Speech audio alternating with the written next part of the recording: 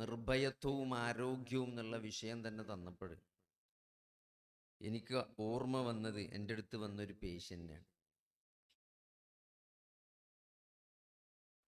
അദ്ദേഹത്തിൻ്റെ സംശയം എന്താ വെച്ചാൽ, അദ്ദേഹത്തിൻ്റെ അതേ പ്രായമുള്ള അദ്ദേഹത്തിൻ്റെ ഒരു അയൽവാസിക്ക് വയറ്റിൽ ചെറിയൊരു ക്യാൻസർ വന്നിട്ടുണ്ട്.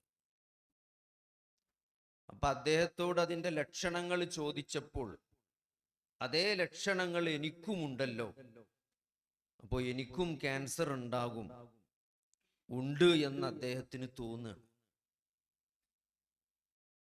അദ്ദേഹം തോന്നിയെന്ന് മാത്രമല്ല, അത് നമ്മൾ എന്തെല്ലാം മാർഗങ്ങളുണ്ടോ അതൊക്കെ നമ്മൾ ഉപയോഗപ്പെടുത്തിക്കൊണ്ട് ഇല്ല എന്ന് അദ്ദേഹത്തോട് പറഞ്ഞാൽ, ഇപ്പം ആദ്യം നമ്മൾ ഒരു വയറിൻ്റെ അൾട്രാസൗണ്ട് സ്കാൻ ചെയ്ത് നോക്കാം. കാരണം പ്രത്യേകിച്ച് പ്രയാസങ്ങളൊന്നുമില്ല. അപ്പോൾ അൾട്രാസൗണ്ട് സ്കാൻ ചെയ്തു, അത് നോർമലാണ്.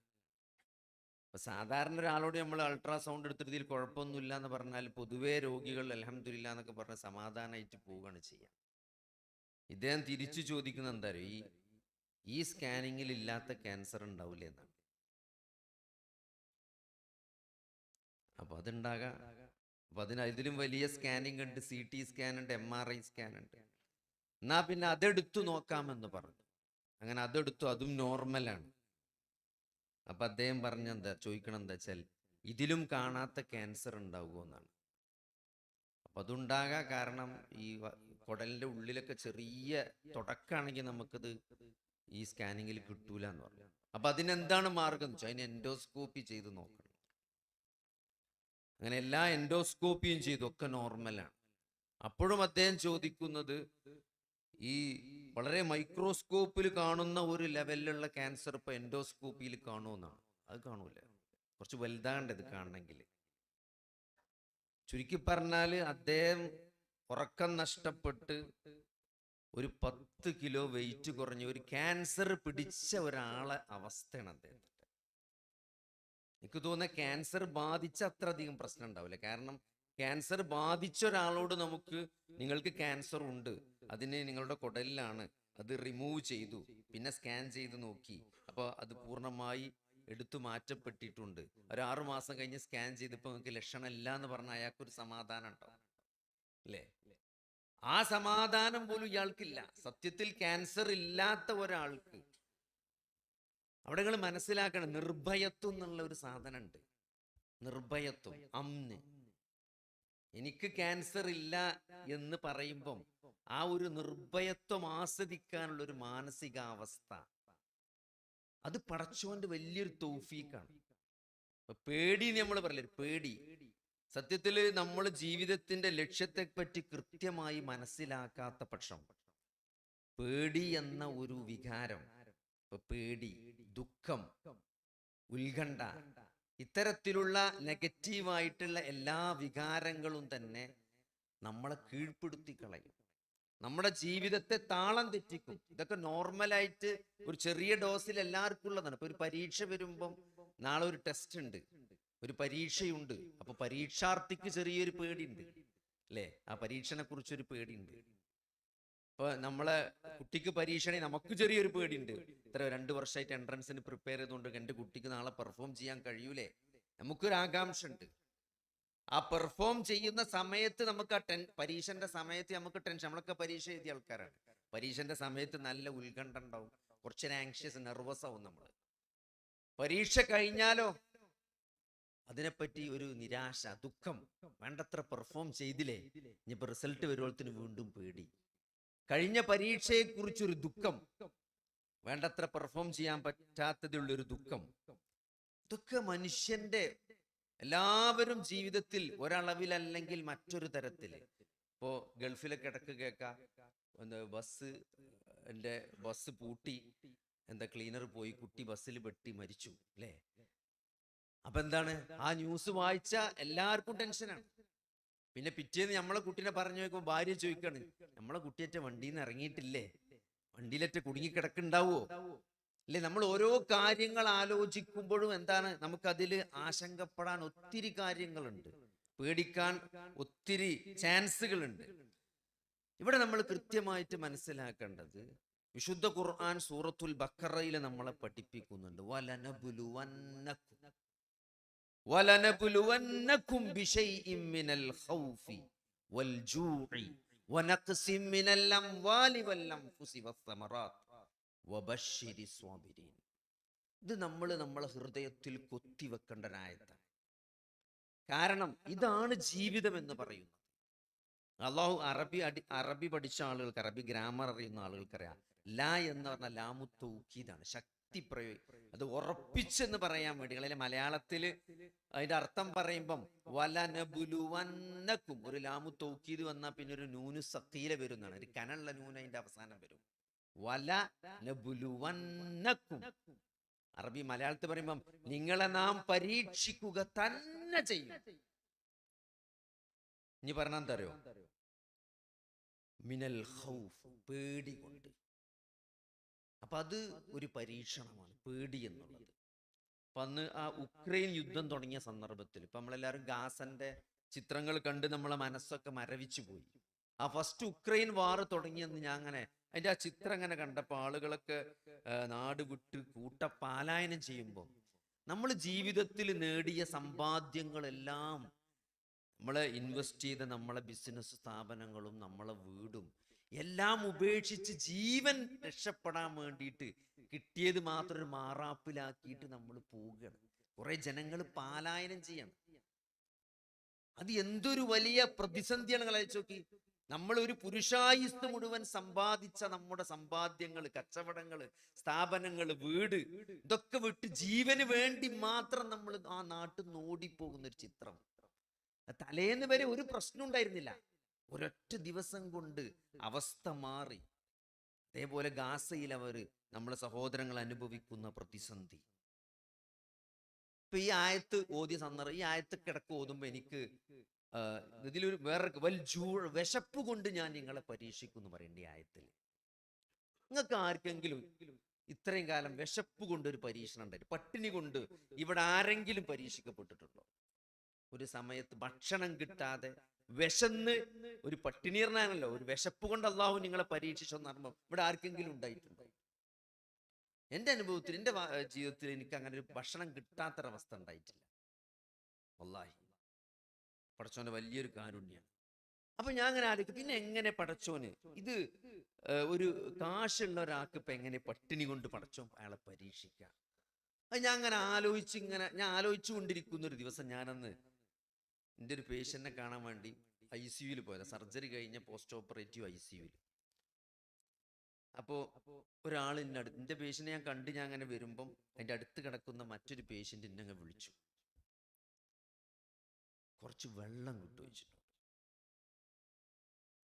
4 ദിവസമായി എനിക്ക് വെള്ളം തന്നിട്ട്, എൻ്റെ ചുണ്ടൊക്കെ വരണ്ട്, എന്തെങ്കിലും ഒന്ന് ഉറ്റിച്ചെന്നാ മതി. അപ്പൊ ഞാൻ നോക്കുമ്പോ എന്താ വെച്ചാൽ അയാളെ കുടലിന് എന്തോ ഒരു സർജറി ചെയ്ത് കിടക്കണം. കുടലിന്റെ ഒരു ഭാഗം മുറിച്ചു മാറ്റി കുടല് തുന്നി ചേർത്ത് വെച്ചേക്കാണ്. അപ്പൊ ആ തുന്നിയതൊന്ന് മര്യാദയ്ക്ക് ഉണങ്ങുന്ന സമയം വരെ ഫുഡ് കഴിക്കാൻ പാടില്ല, അത് ലീക്കായി പോകും. അതുകൊണ്ട് അയാൾക്ക് ഫുഡില്ല. അപ്പൊ ഭക്ഷണം കഴിക്കാത്തത് കാരണം ശക്തമായ, നമ്മൾ എത്ര ഗ്ലൂക്കോസ് കയറ്റിയാലും വായിലൂടെ ചെന്നാലേ വിശപ്പ് മാറുള്ളൂ. അപ്പൊ ശക്തമായ വിശപ്പ് അനുഭവിക്കുന്നുണ്ട്, ദാഹം അനുഭവിക്കേണ്ട അയാള്. അപ്പൊ ഞാൻ അങ്ങനെ ആലോചിച്ചു, ഈ ആയത്തിൽ പറഞ്ഞത്, അപ്പൊ നിങ്ങൾ ആരും ദരിദ്രനാകേണ്ട ആവശ്യമില്ല വിശപ്പ് കൊണ്ട് പരീക്ഷിക്കപ്പെടാൻ. മനസ്സിലാക്കുക, ഒരു സർജറിന്റെ ഭാഗമായി നിങ്ങൾ ഭക്ഷണം കഴിക്കരുത് 2 ദിവസം എന്ന് പറയുമ്പോൾ അവിടെ നമ്മൾ വിശപ്പ് കൊണ്ട് പരീക്ഷിക്കപ്പെടും. നമ്മളെ സ്ഥാപനങ്ങളെ കൂടി നമുക്ക് അരി കിട്ടാത്ത നമ്മൾ പട്ടിണിയാകുന്ന ഒരവസ്ഥ വരണമെന്നില്ല. ഇതൊക്കെ ആ ആയത്തിന്റെ ഓരോ തലങ്ങളെ ഞാൻ പറഞ്ഞത്. നമ്മൾ പട്ടിണി കിടക്കാൻ നമ്മൾ പാപ്പരാകേണ്ട ആവശ്യമില്ല. സമ്പത്ത് നഷ്ടപ്പെട്ടു പോവുക, കച്ചവടം ഒറ്റ ദിവസം കൊണ്ട് കച്ചവടത്തിൽ വലിയ ഇടിവുണ്ടാകുക, സമ്പത്ത് നഷ്ടപ്പെടുക, സ്ഥാപനങ്ങൾ തീപിടിച്ചു പോവുക. എനിക്ക് പരിചയമുള്ള ഒരു കട എനിക്കറിയാം, അയാൾ ഇൻഷുറൻസ് പുതുക്കണതിന്റെ മുമ്പ് ആ കട കത്തിപ്പോയി. ജസ്റ്റ് ഒരു ദിവസം വൈകിട്ടുള്ളൂ, ആ വൈകി അന്ന് തന്നെ കട കത്തിപ്പോയി. ആലോചിച്ച് എന്തൊരു പരീക്ഷണമാണ് ഇതൊക്കെ. അള്ളാഹു ഉറ്റ ആളുകൾ മരിച്ചു പോകും, നമുക്ക് വേണ്ടപ്പെട്ടവര്. അതൊരു പക്ഷേ പിതാവാകാം, മകനാകാം, നമ്മളേറെ സ്നേഹിക്കുന്ന ഒരാള് അകാലത്തിൽ നമ്മളിൽ നിന്ന് വിട്ടുപോകുന്ന ഒരവസ്ഥ, അത് താങ്ങാൻ പറ്റാത്ത അവസ്ഥ. ഇപ്പൊ ഈ ബൈക്ക് ആക്സിഡന്റ് ഒക്കെ സംഭവിച്ചിട്ട്, റോഡ് ആക്സിഡന്റ് സംഭവിച്ച് ആളുകൾ മരിച്ച് ഇപ്പൊ കാഷ്വാലിറ്റിയിൽ ഇങ്ങനെ ബ്രോഡ് ഡെഡ് ആയിട്ട് അല്ലെങ്കിൽ കൊണ്ട് വന്ന സമയത്ത് ജീവൻ ഉണ്ടാവും, കുറച്ച് കഴിഞ്ഞ് മരിക്കണം, വളരെ ഗുരുതരമായ പരിക്കുള്ള ആളുകൾ. ഇവരെ കൂടെയുള്ള ആളുകളെ വിളിച്ചു വരുത്തേണ്ടി വരും, കാരണം ആക്സിഡന്റ് ആയി വീട്ടിൽ അറിയിക്കണമല്ലോ. ഇപ്പൊ പലപ്പോഴും അവരുടെ ഫോണൊക്കെ ഓപ്പൺ ആക്കിയിട്ട്, ഫേസ് ഐ ഡി ആണല്ലോ, നമ്മള് ഡെഡ് ബോഡിന്റെ മുഖത്തേക്ക് ഫേസ് കാണിച്ചാലും ഫോൺ ഓപ്പൺ ആക്കാൻ പറ്റും. ഫോൺ ഓപ്പൺ ആക്കിയിട്ട് അതിൽ വാപ്പ ഉമ്മ എന്നൊക്കെ ഉള്ള നമ്പർ എടുത്തിട്ടാണ് വിളിക്കുക. അപ്പൊ നമ്മൾ വിളിച്ചിട്ട് നിങ്ങളെ മോൻ ഇവിടെ മരിച്ചെടുക്കണെന്ന് പറയാൻ പറ്റില്ലല്ലോ, വളരെ ആക്സിഡന്റ് ആയിട്ട് സീരിയസ് ആണ്, ഒന്ന് വരണം എന്ന് പറയുമ്പോൾ അവരാ കാഷ്വാലിറ്റിയിലേക്ക് വന്ന് അവര് മക്കളെ തപ്പു എവിടെയാണ് കിടക്കുന്നത് ചോദിക്കുമ്പം ആ മോർച്ചറിന്റെ സൈഡിൽ അല്ലെങ്കിൽ ആ വെള്ളത്തുണി മൂടി കിടക്കുന്ന ആ ഡെഡ് ബോഡി കാണിച്ചു കൊടുക്കുമ്പം അവർക്കുണ്ടാകുന്ന എമോഷൻസ് ഉണ്ട്. എന്താ പറഞ്ഞ ഇവിടെ പടച്ചോൻ പറയണ വാക്ക് എന്താണ്? നിങ്ങൾക്ക് ഇഷ്ടപ്പെട്ട ആളുകള് എന്താണ്, അവര് മരിച്ചു പോവുക, അതുകൊണ്ട് നിങ്ങളെ നാം ജീവനഷ്ടം കൊണ്ട് നിങ്ങളെ നാം പരീക്ഷിക്കും. എന്നിട്ടോ പടച്ചോൻ ഇവിടെ പറഞ്ഞത് വബശ്ശിരി സ്വാബിരീൻ, ഒന്നുകൂടി ഇവിടെ ഉണ്ട് വസമറാത്ത്. വസമറാത്ത് പറഞ്ഞാല് ഫലങ്ങൾ, അതായത് കൃഷികള്. കൃഷിയുള്ള ആൾക്കാർക്ക് അറിയാം, ഒരു കാറ്റൻ്റെ അടിച്ചിട്ട് വാഴ ഇങ്ങനെ ആ കൂമ്പ് പൊട്ടി കൊലക്കാൻ തയ്യാറായി കൂമ്പ് പൊട്ടി നിൽക്കുന്ന അങ്ങനെ ഇളം കായ് ആയിട്ടുണ്ടാവുള്ളൂ. ആ സമയത്ത് ഒരു കാറ്റടിച്ചിട്ട് ആ വാഴക്കൃഷി മൊത്തം നശിച്ചു പോകുന്ന ഒരവസ്ഥ, അതൊന്നും ഒരാൾക്ക് ഇമാജിൻ ചെയ്യാൻ പറ്റാത്തതാണ്. കാരണം ഒരു സീസണിൽ വളരെ സ്വപ്നങ്ങൾ കണ്ടിട്ടാണ്, ഇതിന്ന് കിട്ടിയിട്ട് പലതും സ്വപ്നം കണ്ടിട്ടാണ് അയാൾ നിൽക്കുന്നത്. ആ ഒരു കാറ്റടിക്കുമ്പോ എല്ലാ വാഴകളും ഇങ്ങനെ നടുവൊടിഞ്ഞ് നിൽക്കുന്ന ഒരു അവസ്ഥ കാണുമ്പോൾ ഇതൊന്നും സഹിക്കാൻ പറ്റാത്തതാണ്. പക്ഷെ അവിടെ അള്ളാഹു പറയാണ് വബശ്ശിരി സ്വാബിരീൻ, വബശ്ശിരി സ്വാബിരീൻ, ക്ഷമാലുക്കൾക്ക് നിങ്ങൾ സന്തോഷ വാർത്ത അറിയും. ഇതൊക്കെ ഈ ക്രൈസിസും ഈ പ്രതിസന്ധിയൊക്കെ വരുമ്പോ പടച്ചോൻ സന്തോഷ വാർത്ത അറിയിക്കണം. ആർക്ക്? ക്ഷമിക്കുന്ന ആളുകൾക്ക്. എങ്ങനെയാണ് ഇതിൽ ക്ഷമിക്കാൻ പറ്റുക? ഇത്തരത്തിലുള്ള നമ്മളെ ഒരു 25 വയസ്സായ ഒരു മകൻ ബൈക്ക് ആക്സിഡന്റിൽ മരിച്ചു കിടക്കുന്നു എന്ന ന്യൂസ് കേൾക്കുമ്പോൾ, അല്ലെങ്കിൽ ഒരു ഏട്ടനും അനിയനും, അതൊക്കെ 18ഉം 23ഉം വയസ്സായ 2 ആൺകുട്ടികൾ, ഏട്ടനും 5നും ബൈക്ക് ഓടിച്ച് മരിച്ചിട്ട് ആ ബാപ്പ വന്നിട്ട് ആ 2 മയ്യത്തും ഇങ്ങനെ കാണുന്ന ഒരു സന്ദർഭമുണ്ട്. നമുക്ക് എങ്ങനെയാണ് ആശ്വസിപ്പിക്കാൻ പറ്റുക? ഒരാൾക്ക് എന്ത് പറഞ്ഞിട്ടാ സമാധാനിപ്പിക്കാൻ പറ്റുക? പക്ഷെ പടച്ചോൻ പറയാണ് വബശ്ശിരി സ്വാബിരീൻ, സന്തോഷ വാർത്ത ഉണ്ട് എന്നാണ് ക്ഷമിക്കുന്ന ആളുകൾക്ക്.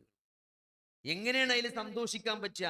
അല്ലദീന ഇദാ അസാബതുഹും മുസീബത്തുൻ, അവർക്കൊരു മുസീബത്ത് ബാധിച്ചാൽ ഖാലു, അവർ പറയും ഇന്നാ ലില്ലാഹി വ ഇന്നാ ഇലൈഹി റാജിഊൻ, ഞങ്ങൾ അല്ലാഹുവിൽ നിന്നുള്ളതാണ്, ഞങ്ങൾ അല്ലാഹുവിലേക്ക് മടങ്ങി പോകുന്നവരാണ്. മിൻഹാ ഖലഖനാകും വഫീആ നുഈദുകും വമിൻഹാ നുഖ്രിജുകും താറതൻ ഉഖ്റ. നമ്മൾ ഭൂമിയിൽ നിന്നാണ് നിങ്ങളെ നാം സൃഷ്ടിച്ചത്, അതിലേക്ക് തന്നെ നിങ്ങളെ ഞാൻ മടക്കും, അതിൽ നിങ്ങളെ വീണ്ടും നാം പുറത്തു കൊണ്ടുവരുന്ന അള്ളാഹു പറഞ്ഞു. എന്ത് വലിയ ദുരന്തം സംഭവിച്ചാലും അതിന്റെ ലാസ്റ്റ് ഇപ്പം എന്താ? നമ്മൾ മരിക്കും, അത്രല്ലേ ഉള്ളൂ. ആ മരിക്കുന്നത് എങ്ങോട്ട് അവസാനിക്കുന്നില്ല, ഈ ജീവിതം ഇവിടെ അവസാനിക്കുന്നില്ല, നമ്മൾ അള്ളാഹുവിലേക്ക് മടങ്ങിപ്പോകുന്നവരാണ്. കുറച്ച് നിങ്ങൾ ആലോചിച്ച് നോക്കി, നമ്മൾ ഇന്ന് നമ്മളെ മകൻ മരിച്ചു, അല്ലെങ്കിൽ നമുക്ക് വേണ്ടപ്പെട്ട ഒരാൾ നമ്മളിൽ നിന്ന് പിരിഞ്ഞു പോയി എന്ന് പറയുമ്പം നാളെ നമ്മളും പോകേണ്ടവരാണ്. ചെറിയൊരു ഡേറ്റിന്റെ വ്യത്യാസം മാത്രമല്ല, നമ്മളിവിടെ കാലാകാലം ജീവിക്കാൻ പോകുന്നവരല്ല. മൂപ്പര് കുറച്ച് നേരത്തെ പോയി എന്നുള്ളൂ, നമ്മൾ കുറച്ച് കഴിഞ്ഞാൽ നമ്മളും പോകും. ആകെ ഒരു 10, 25, 30 വർഷത്തിന് വ്യത്യാസമൊക്കെ ചിലപ്പോൾ ഉണ്ടാവുള്ളൂ. മടങ്ങിപ്പോകേണ്ടവരാണ് എന്ന ഒരു ബോധം, അത് ക്ഷമിച്ചാൽ ആ മടങ്ങിപ്പോകുമ്പോ അള്ളാഹു വലിയ പ്രതിഫലം നൽകുമെന്നുള്ള ബോധം, അതാണ് സത്യത്തിൽ നമുക്ക് ജീവിതത്തിൽ കിട്ടേണ്ട ഒരു യഥാർത്ഥ ജീവിത ലക്ഷ്യത്തെ കുറിച്ചുള്ള ഒരു പാഠം. അതിന് നമുക്ക് ക്ഷമിക്കാൻ സാധിക്കും. അങ്ങനെ അറിയുമ്പോൾ എന്ത് ചെയ്യാൻ പറ്റും? നമുക്ക് അതിൽ ഏത് പ്രതിസന്ധിയിലും നമ്മളെ ഒരു പ്രതിഫലം കാത്തിരിക്കുന്നുണ്ട്. നമ്മൾ ക്ഷമിച്ചു കഴിഞ്ഞാൽ അള്ളാഹു വലിയ പ്രതിഫലം നമുക്ക് നൽകും എന്ന നമ്മളെ ആ ഉൾക്കാഴ്ച, നമുക്ക് കിട്ടേണ്ട ഈ തൗഹീദിൽ നിന്ന്, അള്ളാഹുവിനെ മാത്രം ആരാധിക്കുക, അള്ളാഹുവാണ് എന്നെ സൃഷ്ടിച്ചത്, അള്ളാഹുവാണ് എന്റെ റബ്ബ്. നിങ്ങൾ നോക്കി, നമ്മളെ ശരീരത്തിലുള്ള 99% പ്രവർത്തനങ്ങളും നമ്മുടെ നിയന്ത്രണത്തിലല്ല. നിങ്ങളുടെ ഹൃദയത്തിന്റെ പൾസ് നിങ്ങൾക്ക് നിയന്ത്രിക്കാൻ പറ്റൂല, നിങ്ങളുടെ രക്തത്തിലെ ഓക്സിജന്റെ അളവ് നമുക്ക് കൺട്രോൾ ചെയ്യാൻ പറ്റൂല, നിങ്ങളുടെ കണ്ണിന്റെ ഇമ വെട്ടുന്നത് പോലും നമുക്ക് കൺട്രോൾ ചെയ്യാൻ പറ്റൂല. എല്ലാ രാസപ്രവർത്തനങ്ങളും നമ്മുടെ നിയന്ത്രണത്തിലല്ല, അതൊക്കെ അള്ളാഹുവിന്റെ നിയന്ത്രണത്തിലാണ്. നമ്മൾ ഒരു ദിവസം ഈ ഭൂമിയിൽ നിന്ന് വിടവാങ്ങേണ്ടി വരും. അപ്പൊ എന്താണ് സഹോദരങ്ങളെ, ഈ ദുഃഖമില്ലാതെ നമുക്കൊരു നിർഭയത്വത്തോടുകൂടി ജീവിക്കാൻ അള്ളാഹു പറഞ്ഞ ഒരു കാര്യമുണ്ട്. മനുഷ്യ സൃഷ്ടിപ്പുമായി ബന്ധപ്പെട്ട് സൂറത്തുൽ ബഖറ, വിശുദ്ധ ഖുർആനിലെ 2ാമത്തെ സൂറത്താണ് സൂറത്തുൽ ബഖറ. സൂറത്തുൽ ബഖറയെ കുറിച്ച് പണ്ഡിതന്മാരെന്താ പറഞ്ഞറിയോ? ഇഹ്ദിനസ് സിറാത്തുൽ മുസ്തഖീം എന്ന സൂറത്തുൽ ഫാത്തിഹയിലെ ആയത്തുണ്ടല്ലോ, ആ സിറാത്തുൽ മുസ്തഖീമിന്റെ വിശദീകരണമാണ് സൂറത്തുൽ ബഖറ. ആ സിറാത്തുൽ മുസ്തഖീമിലൂടെ നമ്മൾ ചലിക്കണമെന്നില്ല. ആ സിറാത്തുൽ മുസ്തഖീം എന്താണെന്ന് നമ്മൾ ഒരു ബ്രീഫായിട്ട് അള്ളാഹു പഠിപ്പിക്കുകയാണ് സൂറത്തുൽ ബഖറയിൽ. എല്ലാം ഉണ്ട്. ഇസ്ലാമിന്റെ മുഴുവൻ കാര്യങ്ങളും അള്ളാഹു സൂറത്തുൽ ബഖറയിലൂടെ പഠിപ്പിക്കുന്നുണ്ട്. ആരാണ് വിശ്വാസികൾ, ആരാണ് കാഫിർ, ആരാണ് മുനാഫിഖ്, അത് കഴിഞ്ഞിട്ട് എന്തിനാണ് മനുഷ്യനെ സൃഷ്ടിച്ചത്. യാ അയ്യുഹന്നാസ് ഉഅ്ബുദൂ റബ്ബക്കുമുല്ലദീ ഖലഖക്കും വല്ലദീന മിൻ ഖബ്ലിക്കും ലഅല്ലക്കും തത്തഖൂൻ. 21ാമത്തെ ആയത്തിൽ പടച്ചോൻ പറയാണ്, എന്തിനാണ്? അല്ലയോ ജനങ്ങളെ, നിങ്ങളെ സൃഷ്ടിച്ച നിങ്ങളുടെ റബ്ബിനെ, നിങ്ങളുടെ മുമ്പുള്ളവരുടെയും സൃഷ്ടിച്ച നിങ്ങളുടെ റബ്ബിനെയാണ് നിങ്ങൾ ആരാധിക്കേണ്ടത്. റബ്ബ് എന്ന് പറയുമ്പോൾ എന്താണ്? റബ്ബ് എന്ന് പറയുമ്പോൾ ഘട്ടം ഘട്ടമായി നമ്മളെ വളർത്തിക്കൊണ്ടുവന്നാണ്. എന്നൊക്കെ നമ്മളൊന്നും അറിയാത്തൊരവസ്ഥയിൽ നമ്മൾ പിതാവിന്റെ ബീജമായിരുന്നു നമ്മള്.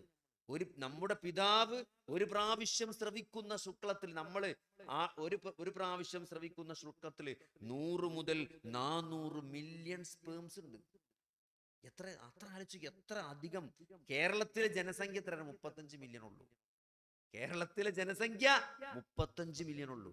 ഒരു പുരുഷൻ ഒരു പ്രാവശ്യം ശ്രമിക്കുന്ന ശുക്ലത്തിൽ 400 മില്യൺ സ്പേമുകളുണ്ട്. അതിൽ ഒരു സ്പേം മാത്രമാണ്, ഒരു ബീജം മാത്രമാണ് അണ്ഡവുമായി ചേർന്ന് ഒരു ചെറിയ സൈഗോട്ടായി 2 കോശമുള്ള ജീവിയായിരുന്നു നമ്മൾ. അത് ഇരട്ടിച്ച് 4 കോശമായി, 8 കോശമായി, 16 കോശമായി, 32 കോശമായി. പിന്നെ അത് ഗർഭാശയത്തിന്റെ ഭിത്തിയിൽ ഒരട്ടയെപ്പോലെ തൂങ്ങിപ്പിടിച്ച് അതിൽ നിന്ന് രക്തം സ്വീകരിച്ച് അത് വലുതായി. പിന്നെ അതൊരു മനുഷ്യരൂപത്തിലുള്ള ബീജമായി, അതൊരു ഭ്രൂണമായി മാറി. അങ്ങനെ ഘട്ടം ഘട്ടമായിയാണ് നമ്മൾ വളർത്തിയത്. നമ്മൾ ഈ ഭൂമിയിലേക്ക് വീണത് മറ്റൊരു ജീവിയെ പോലെയുമല്ല, ഒന്നും അറിയാതെയാണ്. കരയാൻ മാത്രമേ നമുക്കറിയൂ. അതിൽ നിന്ന് നമ്മൾ ഓരോ മൈൽ സ്റ്റോൺസ് അല്ലേ. നമ്മളെ കുട്ടികളെ നമ്മൾ കഴുത്തുറച്ചോ എന്ന് ചോദിക്കും ചെറിയൊരു കുട്ടിനെ കാണുമ്പോൾ. ആ കുട്ടി ചിരിക്കാൻ തുടങ്ങുമ്പോൾ സന്തോഷ. കാരണം എന്താ? കുട്ടി ചിരിക്കുമ്പം അതിന് മാനസിക വളർച്ചയുണ്ട്, മന്ദബുദ്ധിയല്ല എന്നൊരു സമാധാനമുണ്ട്. എൻ്റെ കുട്ടിന്റെ കഴുത്ത് 4 മാസമായപ്പോൾ ഉറച്ചു എന്ന് പറയുമ്പോൾ എന്താണ്? അതിൽ നമുക്കൊരു സന്തോഷമുണ്ട്. എൻ്റെ കുട്ടിയുടെ ഡെവലപ്മെന്റ് ഒക്കെ കറക്റ്റാണ്. കുട്ടി കറക്റ്റ് സമയത്ത് 6 മാസമായപ്പോൾ കൃത്യമായിട്ട് ഇരിക്കുന്നുണ്ട്. 1 വയസ്സായപ്പോ എൻ്റെ കുട്ടി പിടിച്ചു നടക്കുന്നുണ്ട്. ഇപ്പൊ 2-3 വയസ്സായ കുട്ടികള് നമ്മൾ കാറിലൊക്കെ യാത്ര ചെയ്യുമ്പോൾ നമ്മളിപ്പോ മെയിൻ റോഡിൽ നിന്ന് നമ്മൾ പോക്കറ്റ് റോഡിലേക്ക് തിരിയുമ്പം കുട്ടി പറയും നമ്മളെ വീടെത്തി എന്ന്. കുട്ടിക്ക് മനസ്സിലായി, റോഡ് മനസ്സിലായി, വഴി മനസ്സിലായി. അപ്പൊ നമ്മളെ കുട്ടിക്ക് ബുദ്ധിയുണ്ട്, നമ്മളെ കുട്ടിയുടെ ബ്രെയിൻ അത് ശരിയായ ഡെവലപ്മെന്റിലാണ് എന്ന് നമ്മൾ സന്തോഷിക്കും. ഇതേ അവസ്ഥ തന്നെയാണ് വാർദ്ധക്യത്തിലും തിരിച്ചു വരുന്നത്. അള്ളാഹു പറയുന്നുണ്ട്, ഇതൊക്കെ തല തിരിച്ച് ഞാൻ കൊണ്ടുവരും. ഒരു 90 വയസ്സായി, ഒരു 75-80 വയസ്സ് കഴിഞ്ഞ ഒരാളുടെ ഏറ്റവും വലിയ ടെൻഷൻ പിന്നെന്താ അറിയോ? വീഴാതെ നടക്കുക എന്നുള്ളതാണ്.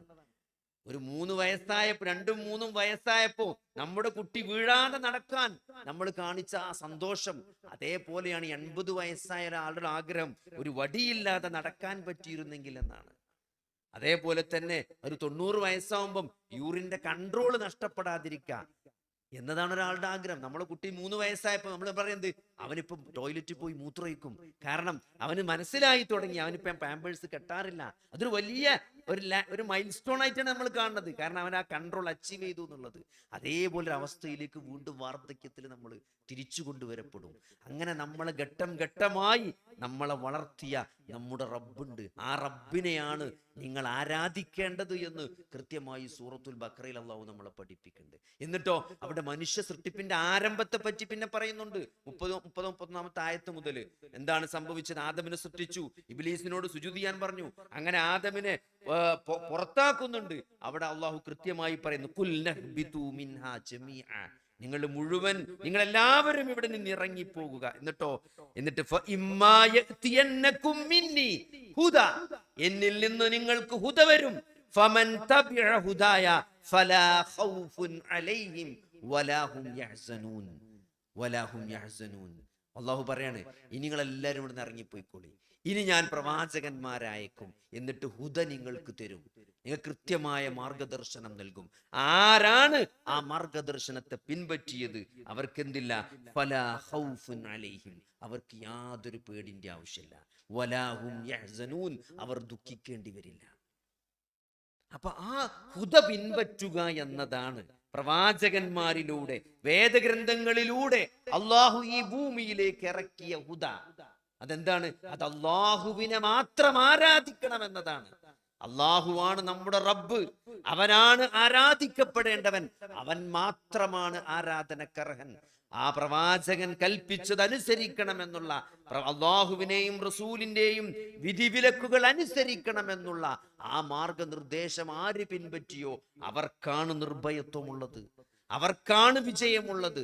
അപ്പൊ സഹോദരങ്ങളെ, ഞാൻ പറഞ്ഞു വരുന്നത്, ഈ ഒരു പേടി എന്ന ഒരു നിർഭയത്വം നമുക്ക് കിട്ടണമെങ്കിൽ ആ പേടിയിൽ നിന്ന് നമ്മൾ രക്ഷപ്പെടണം. അതേപോലെ തന്നെ ദുഃഖപ്പെടാൻ വരിക, ഒരു കാര്യം സംഭവിച്ചു കഴിഞ്ഞാലാണ്, പാസ്റ്റിനെ കുറിച്ചാണ് നമുക്ക് ദുഃഖം ഉണ്ടാകുക, ഭാവിയെ കുറിച്ച് നമുക്ക് പേടിയാണ് ഉണ്ടാകുക.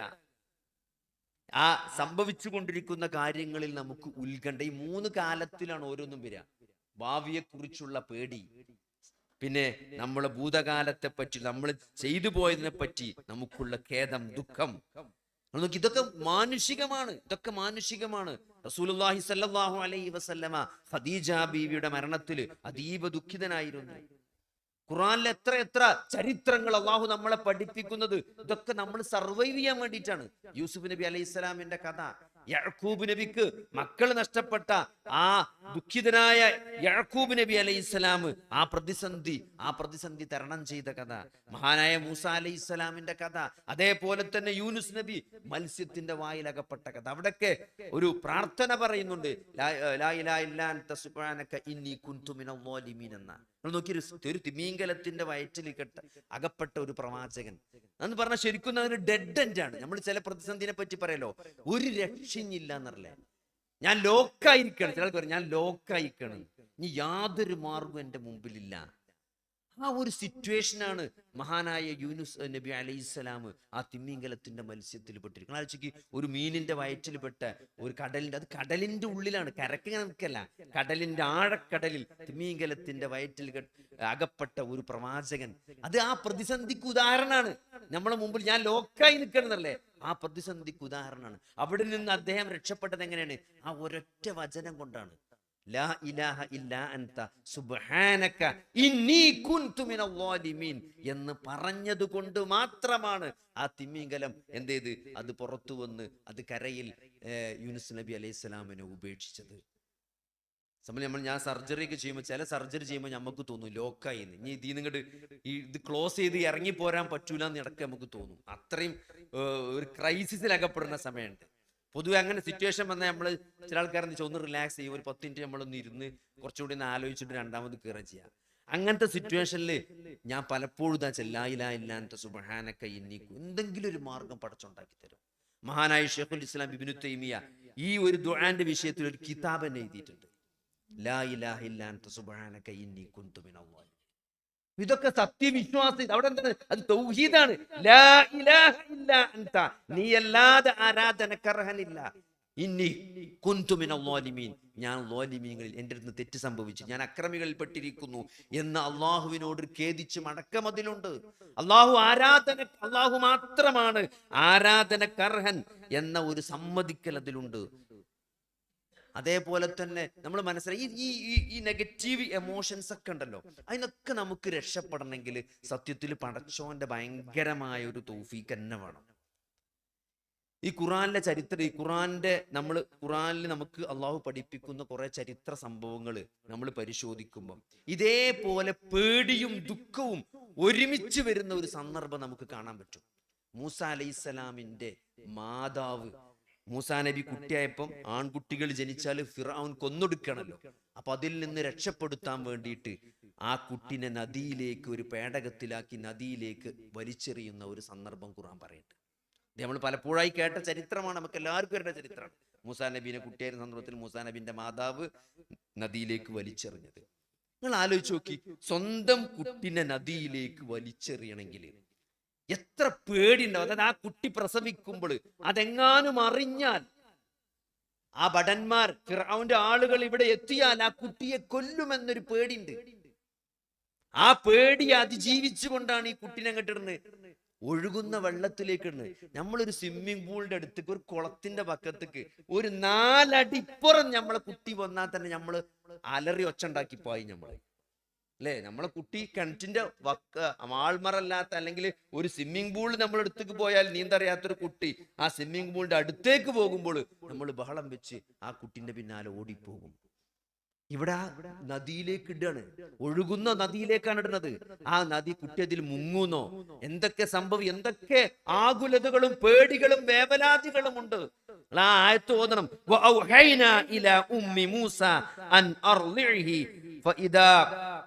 فإذا خفت عليه فألقيه في اليم ولا تخافي ولا تحزني. അങ്ങേയറ്റത്തെ പേടിയിലും ദുഃഖത്തിലുമാണ് ഈ കുട്ടിനെ എറിയണത്.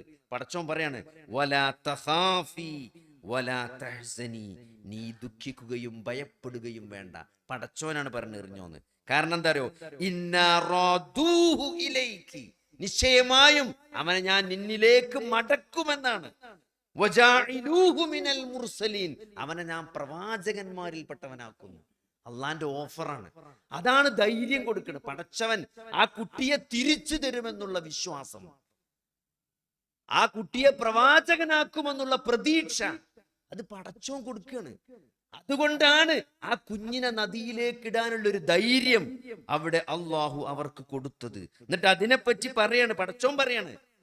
ഈ വാക്കാണ് നിങ്ങൾ ശ്രദ്ധിക്കേണ്ടത്. ഇവിടെ പടച്ചോൻ പറഞ്ഞു, ഇൻ കാദത് ലതുബ്ദിയ ബിഹി ലൗലാ അൻ റബ്ബത്നാ അലാ ഖൽബിഹാ ലിതകൂന മിനൽ മുഅ്മിനീൻ. അവരുടെ മനസ്സിനെ നാം ഉറപ്പിച്ചു നിർത്തിയില്ലായിരുന്നുവെങ്കിൽ അവൾ വെളിപ്പെടുത്തിയേക്കും, അവന്റെ കാര്യം അവൾ വെളിപ്പെടുത്തിയേക്കുമായിരുന്നു. അതായത് ഇവിടെ ഖുർആൻ പ്രയോഗിച്ച പദം ആ റബ്ബത്തുന എന്നാണ്. റബ്ബത്ത എന്ന് പറഞ്ഞാല് നമ്മള് കെട്ടുക, ഉറപ്പിക്കുക, ബന്ധിക്കുക ഒക്കെ എന്നുള്ളതാണ്. ഇപ്പൊ നമ്മള് സർജറി ഒക്കെ ചെയ്യുമ്പോൾ മുട്ടിന്റെ ലിഗമെന്റിന്റെ സർജറിക്ക് അറബിയാളോട് റിബാത്ത് എന്നാ പറയാ. ലിഗമെന്റിന് ഞരമ്പിനൊക്കെ റിബാത്ത് എന്ന് പറയാം. ആ റബ്ബത്തുന എന്നാ പറഞ്ഞത്. ആ ഹൃദയത്തെ അള്ളാഹു ബന്ധിപ്പിച്ച് നിർഞ്ഞാണ്, ഒതുക്കി നിർത്തി. അപ്പൊ ആ എമോഷൻസ് കൺട്രോൾ ചെയ്യാനുള്ള കഴിവ് കൊടുത്താണ് അള്ളാഹുവാണ്. അള്ളാഹു പറഞ്ഞത്, അള്ളാഹുവാണ് എന്തത്, ആ ഹൃദയത്തെ ഉറപ്പിച്ചു നിർത്തിയത്, കെട്ടി നിർത്തിയത്. അപ്പോ നമ്മൾ മനസ്സിലാക്കേണ്ടത്, ഇത്തരത്തിലുള്ള നെഗറ്റീവ് വികാരങ്ങളെ എല്ലാം നമുക്ക് നിയന്ത്രിക്കാനുള്ള ഒരു തൗഫീക്ക് അത് പടച്ചോൻ തന്നെ തരണം. പടച്ചോന്റെ തൗഫീക്ക് തന്നെ വേണം. അങ്ങനെ ലിതകൂന മിനൽ മുഅ്മിനീൻ എന്നാണ്, സത്യവിശ്വാസികളുടെ കൂട്ടത്തിലാകാൻ വേണ്ടിയിട്ടാണ്. അപ്പൊ അത് ആ ഒരു വിശ്വാസികളാകുക എന്ന് പറഞ്ഞാല് ആ വികാരങ്ങളെ നമുക്ക് കൺട്രോൾ ചെയ്യാൻ പടച്ചോനൊരു തൗഫീക്ക് തരുമെന്നാണ്. അതുകൊണ്ട് നിങ്ങൾ അങ്ങനെ ഖുർആനിലെ ഓരോ ചരിത്രങ്ങളും, ഇപ്പൊ മൂസാ നബി അലൈഹി ഇസ്ലാമിന്റെ ചരിത്രം ഏറ്റവും കൂടുതൽ ഖുർആനിൽ പറഞ്ഞ ചരിത്രമാണ്. അവിടെ മൂസാ നബി അലൈഹി ഇസ്ലാം ഫിർഔന് ലോക്കാക്കുന്ന ഒരു ചരിത്രം കാണാം നമുക്ക്. ഫിറൗന്റെ സൈന്യം ബാക്കിലൂടെ വന്ന് മുമ്പിൽ ചെങ്കടലും ബാക്കിൽ ഫിറൗനായിട്ട് മൂസാ നബി, ചെങ്കടലിന്റെ മുമ്പിൽ മൂസാ നബിയും അനുയായികളും ലോക്കായി പോകുന്ന ഒരു സിറ്റുവേഷൻ നമുക്ക് വിശുദ്ധ ഖുർആനിൽ കാണാം. ഫലമ്മാ തറാ അൽ ജംആനി ഖാല അസ്ഹാബു മൂസ ഇന്നാ ലമുദ്റകൂൻ. ബാക്കിൽ ഫിറൗനും സംഘം ആയുധ സജ്ജരായി നിൽക്കുന്ന ഫറോവയും അവന്റെ സൈന്യവുമാണ് ബാക്കിൽ, മുമ്പിൽ ചെങ്കടലാണ്, ഒരു രക്ഷയില്ല. നമ്മൾ പറയാം ലോക്കായി കിടല്ലേ. ആ സിറ്റുവേഷനിൽ മൂസാ നബിന്റെ അനുയായികൾ പറയാണ്, ഇന്നാ ലമുദ്റകൂൻ, നമ്മൾ പിടിക്കപ്പെട്ടിരിക്കുന്നു, ഇനി രക്ഷല്ല. അപ്പൊ മൂസാ നബി പറയാണ്, ഖാല കല്ലാ കല്ലാ, അങ്ങനെയല്ല, ഇന്ന മഅയ റബ്ബി, ഇന്ന മഅയ റബ്ബി, നിശ്ചയമായും എന്റെ കൂടെ എന്റെ റബ്ബുണ്ട്, സയഹ്ദീനി, അവൻ എനിക്കൊരു മാർഗം കാണിച്ചു തരും, ഒരു വഴി. അത് അള്ളാഹു നമുക്ക് നൽകേണ്ട ഒരു തൗഫീഖാണ്. ആ തൗഫീഖ് മഅയ്യത്ത് എന്ന് പറയും. അള്ളാഹ് നമ്മുടെ കൂടെയുണ്ട്, എന്റെ റബ്ബ് എന്റെ കൂടെയുണ്ട്, അവൻ എന്നെ രക്ഷിക്കും. എങ്ങനെ രക്ഷിക്കുക? ഒരു മാർഗം, മുമ്പിൽ കടലിങ്ങനെ ഒരു രക്ഷയില്ലാതെ, ബാക്കിൽ ഫുൾ സൈന്യാണ്, ഓടാനോ ഒരു മാർഗമില്ലാതെ നിൽക്കുമ്പോഴും മൂസാ നബി പറഞ്ഞ എന്താ, ഇന്ന മഅയ റബ്ബി, എന്റെ കൂടെ എന്റെ റബ്ബുണ്ട്, സയഹ്ദീനി, അവൻ എനിക്ക് വഴി കാണിക്കുമെന്നാണ്. എന്നിട്ട് എന്താ പറഞ്ഞ്, ആ സമുദ്രത്തിൽ അടിക്കാനാണ് മൂസാ നബിയോട് പറഞ്ഞത്. എന്തേ മൂസാ നബിന്റെ അനുയായികളെ ആകാശത്തിലൂടെ പറപ്പിച്ചു കൊണ്ടുപോകാൻ പടച്ചോൻ അറിയണ്ട അല്ലേ? സമുദ്രത്തിലൂടെ നടത്തിക്കൊണ്ടുപോകാൻ അറിയണ പടച്ചോന് ആകാശത്തോടെ പറത്തി കൊണ്ടേ കൂടെയെന്നോ? അങ്ങനെയല്ലല്ലോ ചെയ്തത്. അപ്പോഴും ആ സമുദ്രത്തിൽ അടിക്കാനാണ് പറഞ്ഞത്. നമ്മളെ കൊണ്ട് ചെയ്യാൻ പറ്റുന്ന ഒരു കാര്യം അവിടെ ചെയ്യാനാണ് അള്ളാഹു നമ്മളോട് മൂസാ നബിയോട് കൽപ്പിച്ചത്. അത് ചെയ്തു. ആ സമുദ്രം അങ്ങനെ പിളർന്നു നിന്നു, അവർ കടന്നുപോയി. ഈ ചരിത്രങ്ങളൊക്കെ നമുക്ക് പറഞ്ഞു തരുന്ന എന്തിനാണ്? ഇതേപോലത്തെ സിറ്റുവേഷനുകളിലൂടെ മുസ്ലിങ്ങള് വരും കാലത്ത് വരാനിരിക്കുന്ന മുസ്ലിങ്ങള് ഇത്തരത്തിലുള്ള സിറ്റുവേഷനുകളിലൂടെ ഒക്കെ കടന്നു പോകുന്നതാണ്. അതിന്റെ ഉദാഹരണങ്ങളാണ്. ജീവിതത്തിൽ അതൊക്കെ പ്രയോഗവൽക്കരിക്കാൻ, ജീവിതത്തിൽ ഇത്തരത്തിലുള്ള പോസിറ്റീവ് എനർജി കൊടുക്കാനാണ് ഇതൊക്കെ നമ്മളോട് പാരായണം ചെയ്യാനും ജീവിതത്തിൽ ഈ പാഠങ്ങൾ ഉൾക്കൊള്ളാനും അള്ളാഹു നമ്മളോട് ആവശ്യപ്പെടുന്നത്. നമ്മളെ മനസ്സിൽ ഇത്തരത്തിലുള്ള നെഗറ്റീവായ എമോഷൻസ്, പേടി, ഇതൊക്കെ ഒരു പരിധി വിട്ടു കഴിഞ്ഞാൽ ഇതൊക്കെ നമ്മളെ ജീവിതത്തെ ബാധിക്കും. ഇതൊക്കെ പൈശാചികമാണ്. അല്ലദീ യുവസ്വിസു ഫീ സുദൂരിന്നാസ്, മനുഷ്യ മനസ്സുകളിൽ, ഹൃദയങ്ങളിൽ ദുർബോധനം നടത്തുന്ന പിശാചാണ്. അത് പിശാച് നമുക്ക് ഭംഗിയാക്കി കാണിച്ചു തരും. എന്നാലോ നിങ്ങൾ അറിയണം, വഅലമു അന്ന ഫീകും റസൂലല്ലാഹ്. ഈ ഒരായത്തിൽ അള്ളാഹു നമ്മളോട് പറയണം എന്താണ്? വലാകിന്നല്ലാഹ ഹബ്ബബ ഇലൈകുമുൽ ഈമാന വസയ്യനഹു ഫീ ഖുലൂബികും വകറഹ ഇലൈകുമുൽ കുഫ്ര വൽ ഫുസൂഖ വൽ ഇസ്യാൻ ഉലൈക ഹുമുർ റാഷിദൂൻ. അപ്പൊ നമുക്ക് അല്ലാഹു ഹബ്ബബ ഇലൈകുമുൽ ഈമാന, അല്ലാഹു ഈ സത്യവിശ്വാസത്തെ നിങ്ങൾക്ക് പ്രിയങ്കരമാക്കി തന്നു. ഈ പൈശാചികമായ വികാരങ്ങളിൽ നിന്നെല്ലാം നമുക്ക് മാറി നിൽക്കണമെങ്കിൽ നമുക്ക് എന്തു വേണം? ശരിയായ വിശ്വാസം വേണം. ആ ശരിയായ വിശ്വാസം നമുക്ക് അല്ലാഹു നമുക്കത് പ്രിയങ്കരമാക്കി തന്നാല് അത് നമുക്ക് ഭംഗിയാക്കി തന്ന ഫീ ഖുലൂബിക്കും, നിങ്ങളുടെ ഹൃദയങ്ങളിൽ. അപ്പൊ നമ്മുടെ ഹൃദയങ്ങളിൽ അല്ലാഹു ഈ വിശ്വാസത്തെ ഭംഗിയാക്കി തരും. ഈ വിശ്വാസത്തെ നമുക്ക് പ്രിയങ്കരമാക്കി തരും.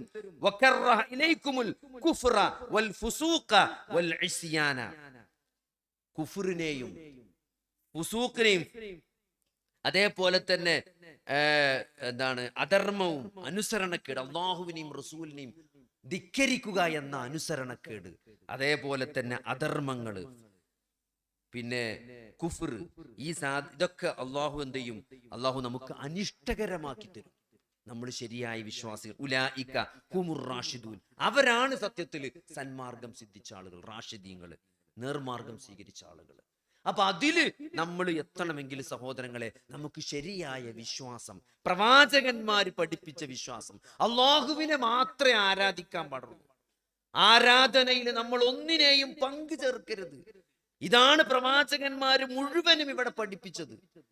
നമ്മുടെ ജീവിതത്തിലേക്ക് ഒരു നന്മ കൊണ്ടുവരാൻ, നമ്മളെ ജീവിതത്തിൽ ബാധിച്ച ഒരു തിന്മയിൽ നിന്ന് നമ്മളെ രക്ഷിക്കാൻ അള്ളാഹു അല്ലാത്ത ഒരു ശക്തിക്കും സാധ്യമല്ല.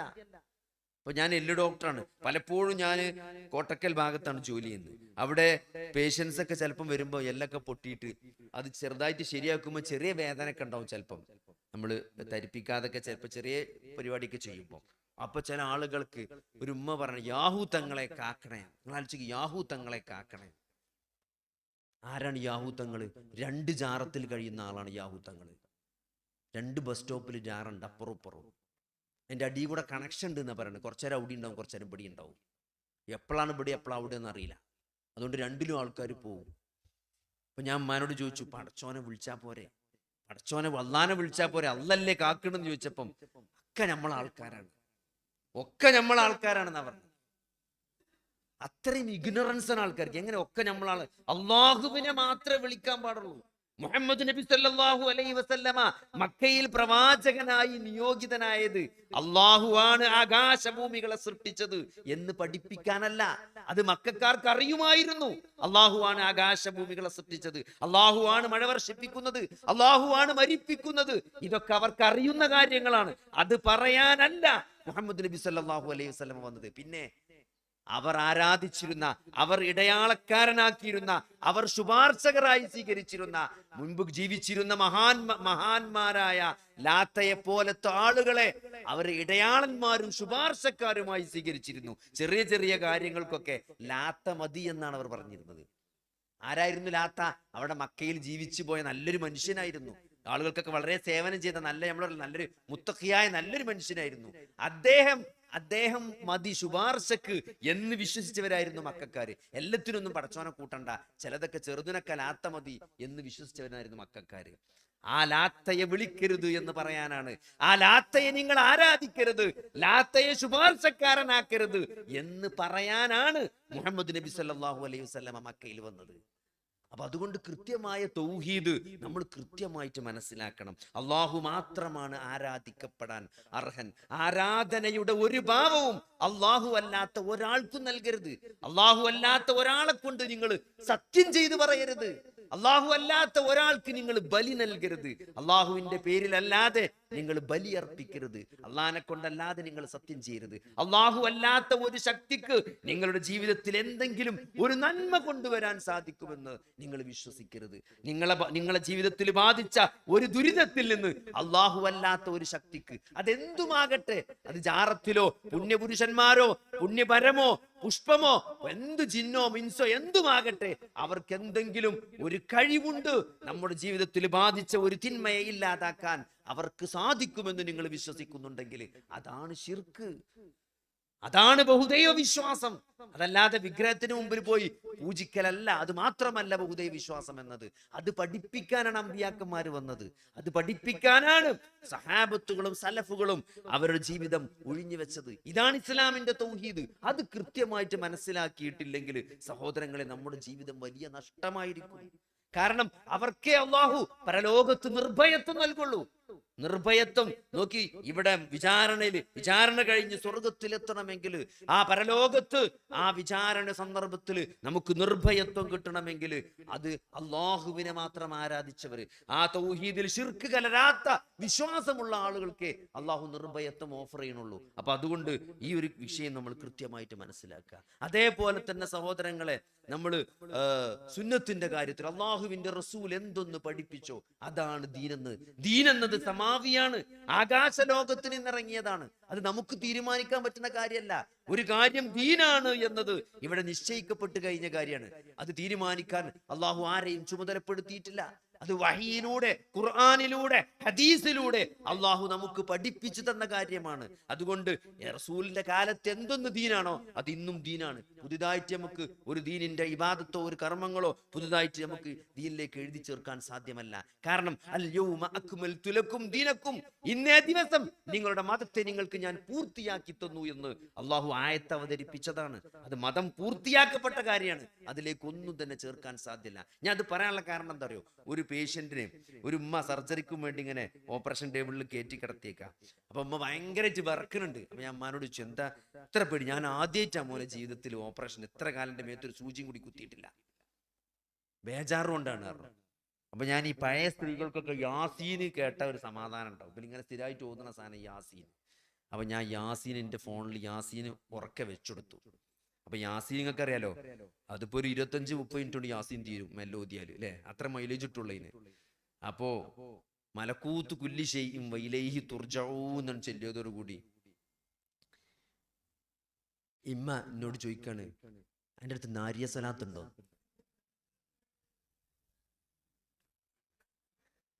നാരിയ സലാത്ത് ഉണ്ടോന്ന് ഇഞ്ഞിടാൻ നാരിയ സലാത്ത് ഇട്ടിരണം എന്നമ്മ പറയണേ. അപ്പൊ ഞാൻ പറഞ്ഞു, അത് ഖുർആനല്ലേ, ഇത് നാരിയ സലാത്തിനേക്കാൾ നല്ലതല്ലേ എന്നപ്പോ ഉമ്മ പറഞ്ഞാൽ തരോ, നേരത്തെ പറഞ്ഞ മാതിരി രണ്ടും ഒന്നാണ്, ഒക്കെ ഒന്നാണെടാ എന്നോട്.